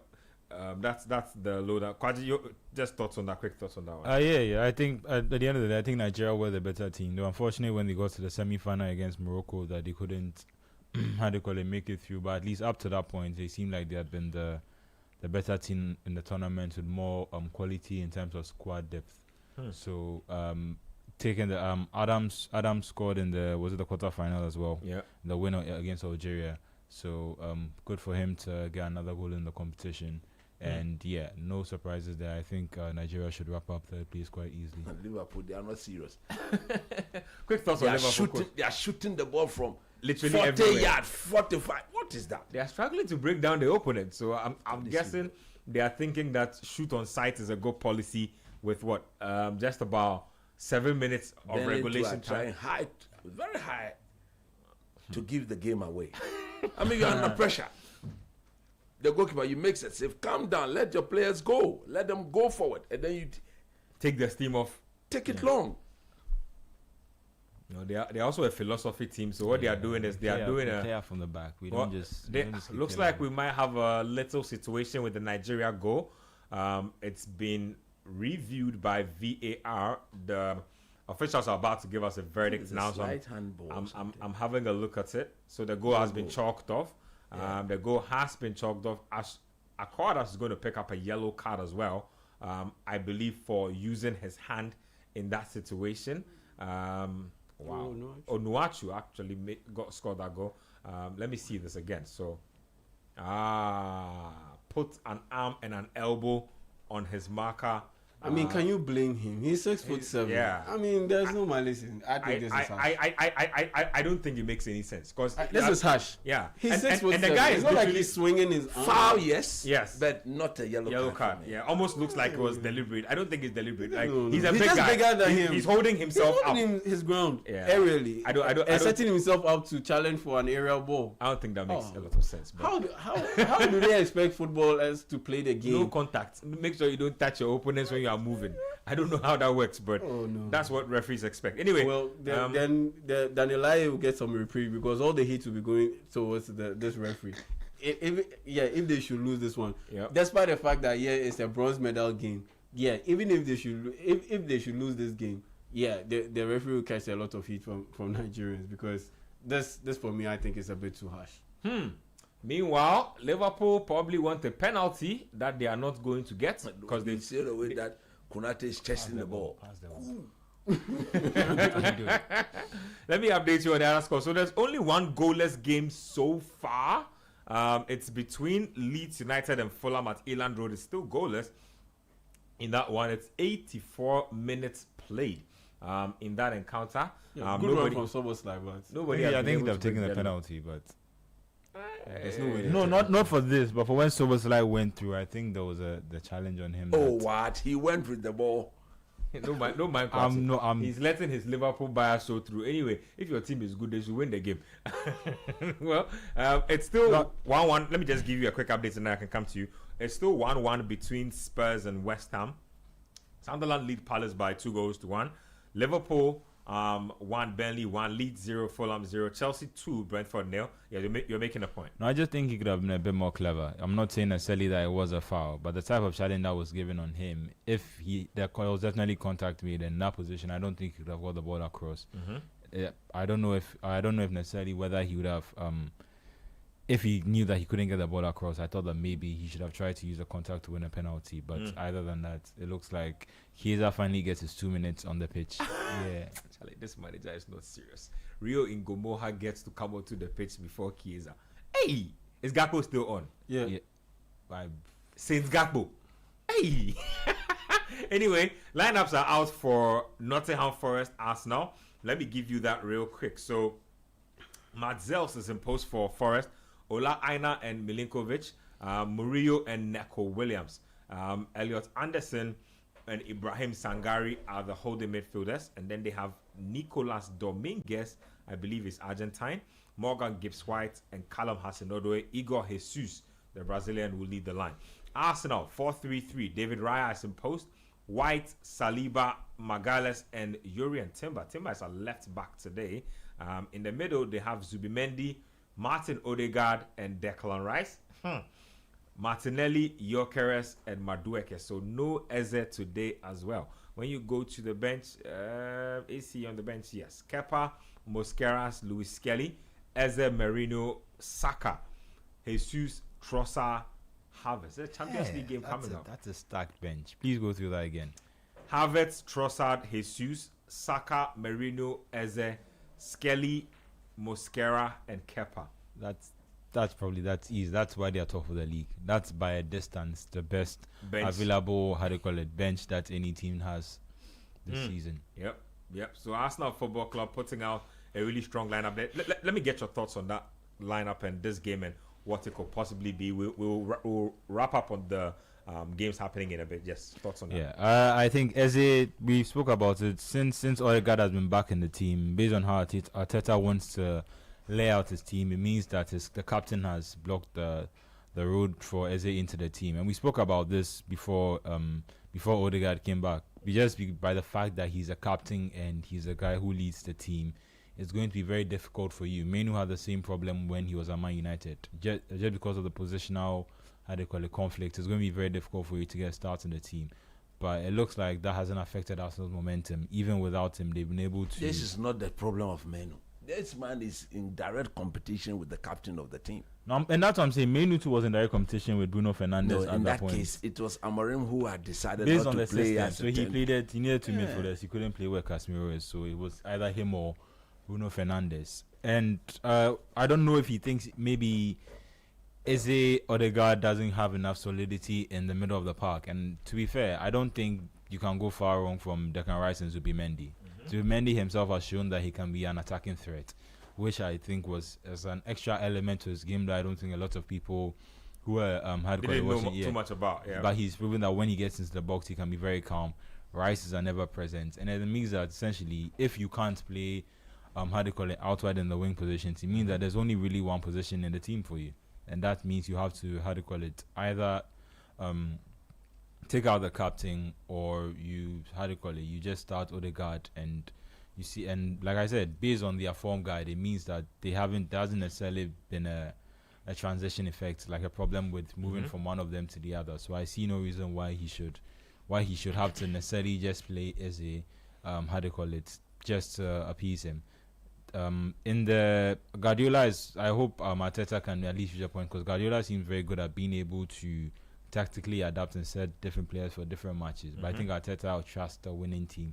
and that has had an effect. And once the team, like I said, once the team continues winning, it means that Odegaard will keep his position. On the lineup in general, I think it's strong, but like I said, if you go to their bench, it's also a very strong team there. So it's just all around, it's just very good squad recruitment. They seem to be entering a better phase of health. They seem to be more fit now. At the start of the season, you had a lot of issues where one player became fit and then the other player got injured. One player got fit and the other player got injured.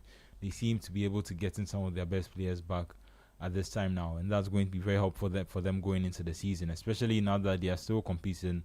They are still competing on all four fronts. I think only they and Newcastle and Chelsea, but Chelsea might be not good, but they are still competing in 4 competitions. It's in a different year, but they are still in the EFL Cup, the FA Cup. You know, so also Man City, Newcastle, Chelsea. Man City are competing in the Champions League. They are competing in the Carabao Cup, FA Cup, and the league. So Still in the running for all the which is crazy. Yeah. Considering all the considering their play. Well, we are into time added on in the Liverpool game. It's 7 minutes of time added on. It's 1 minute that's been played already. I disagree. I don't know where that 7 minute came from. I'm surprised. shocked. There's been no proper stop. No proper stoppage. The game has flown from one these point days, to referees have Why become 7 very minutes? charitable with time added on. Why 7 minutes? All of that. Nobody has gotten injured. Nobody. Let me give you an update. Quick updates here. So the game between Bilbao and Mallorca has taken another twist. Mallorca have taken the lead. It's 3-2 in that game. Vidal Muriqi. Yeah, he's the guy with the ponytail. He's done his thing over there. Leeds United have taken the lead against Fulham 1-0. Finally. Yes, Lucas Mecha, Manchester City Academy product. Lucas Mecha, German international. Leeds have been in really good form. The teams, and with the way West Ham and Burnley are moving, every week they seem to be. At first, it was just a point, but they seem to be pushing themselves further away from the relegation zone. This is the kind of form I expected Leeds United to be in. Haven't seen the caliber of players that they bought. Look at Lucas Mecha. I think he was playing at Wolfsburg. He was a very upscale player for Wolfsburg. So if you go and bring someone they brought Noah Okafor, I believe, at the point was on the radar of almost every big team in the world. I'm not sure how he ended up where he is now, but those are some very enterprising players. So I'm not surprised that Leeds United are holding their own. Meanwhile, Burnley look like they want to have something to say about this Liverpool game. Oh man, I don't know why, but these days I find myself supporting the opponents against Liverpool. I'm trying to get Burnley. Because you want Slot to get sacked. You're trying to. You're not getting Xabi Alonso. That's the thing. I mean, That would be great, that's the only thing I want. If they can get him Xabi quickly, then they Alonso can get comes Xabi. into a team that will actually allow him to coach. Oh, and this team, they will allow him to coach. Exactly. Liverpool allow him to coach. Exactly. But I think mentally he's checked out for the rest of the season. I think till the end of the season, he's not looking to coach. That would be the most sensible thing to do. And to be honest, there will be a lot of openings at the end of the season. I'm just wondering, right, if Liverpool will still be holding on to slots or will say, you know what, thank you very much for your job done, and then you can go. I think they are waiting, and that's what I expected Man United to do. Wait till the end of the season, then do a proper review. Do a proper review that, okay, in these games, your decisions cost us points, and those points that we lost could have ended up giving us this, or maybe knockout competition like the Champions League. You took this decision, you took that decision, and it affected us. We ended up getting kicked out, and we couldn't progress any further to win the Champions League. So based on this, based on that, player dissatisfaction, all this chaos, man management with Mo Salah, all of those things. So we think it's best if we go our separate ways. Then you make that decision. But in the middle of the season, I don't think it's the best time. So I honestly believe that they will have a serious conversation, unless maybe they end up some way somehow winning the Premier League title. That's the only time that those conversations will be shelved. But you won't win the title. You won't win the title. So for the conversations, it will definitely come. It will definitely come. It will definitely come. But I'm rooting for Man United to have a serious look at Xabi Alonso, because he is the type of coach who will be able to get this team out of this whole, I can't say rot, but out of this whole mediocre run that they are on, where Man United is no longer elite. Like in terms of Yeah. proper competition, Yeah. they are no longer elite, which is sad. And so you need a coach who will be able to deliver that and get the Liverpool team are to doing that some level. kitty things over there. Referee foul. Yeah. I mean, I think Jabi combines the best elements. Like he's a proven winner, and he's a person who's capable of helping a club, And of he's young. building a club. And he knows the club. He knows the culture. Well, he doesn't knows know. their He doesn't know football. Man United. He should. No, talking about I think he should get yes. No, I so think he should come to on Liverpool. a Liverpool thing, right? Would you prefer Oliver Glasner or Xabi Alonso? Jabi Alonso. Why? Because Jabi is Glasner can come in and it's a bit like Thomas Frank. It's like, what do you expect? Glasner is a proven Premier League guy already. Though. He's Yeah, a but back he- three manager. Man, And he's not a it's like proven people winner are yet. not like. Somebody like Liverpool, for example, Glasner, I don't expect Man United to go closer to him because he's also a back three manager. But if you spend too much time building a squad for a manager with a back three, wouldn't it then make sense to adjust that? And by he's No, not getting a actually, manager? they've moved away. Man United as a team, they were telling Amorim to abandon the back three. That was the After issue. buying him the players that he needed for a back They three. felt That's why he said they are not a serious team. That's why I'm saying they are not flip-flop. they were actually asking him to abandon the back three and go into a back four. Now, if you are telling him to abandon the back three and play a back four, why would you go for somebody who will now take you back to a back three? At least, but with Glasner, he's more adaptable. He can change shapes and all in terms of Liverpool, they are not in serious. terms of how he sets his team up. Messi coach, one second. Yeah, Have you watched anything in this game that tells you that this is a Champions Now League? you are saying, yeah. Yeah. In the- I'm that's at the the- one second. at a point, I thought this was You thought form. I was being I thought it was form. I thought No. that they had lost 9 games in Onyaze. 12. I thought you can't be this bad. He used This clubs is their to level. win the league. He This used is clubs their to level, win and And he I used don't know how Mohamed he. Salah as a scapegoat. Right now, Salah has gone to the AFCON. You are heading for 4 games without a win. 4 draws. And I think over that period, Salah would be joint top scorer with Vitz with the same number of goals Thank for you. Liverpool. So But at least he's not losing. Coach, Massa. Coach, You see, he's not losing, yes, but you don't want to blame Salah for them losing too. Look, imagine going on a streak of draws, like close to 12 draws before the season ends. That's relegation form. Like, you are going to be flirting with 12, 14, 15 more than you are going to be in touch with the top 6 or top 4. They've So, drawn the game. Liverpool, another draw in the bag. But I think, Liverpool, if they had a chance to go in for Xabi Alonso or pick between Xabi Alonso and Glasner, they'll definitely go in for Xabi Alonso because They at the end of discussed the him day- actually, and then he ended up going to Real Madrid. because at the end of the day, there is something that comes with being a former player. Yep, always. A Slots has a former few words. player who ended up winning. Yeah. Wouldn't They F- give you penalty, you know if you score, you are going to argue the referees at the end of the game. Please. Yeah. Let's stop this. Yeah, there's something that comes with a former player who won something big for the club. Champions League. The yep. Champions League. Yep. Who won something big for the club. So you get it. At a time where the club shouldn't have won the Champions League.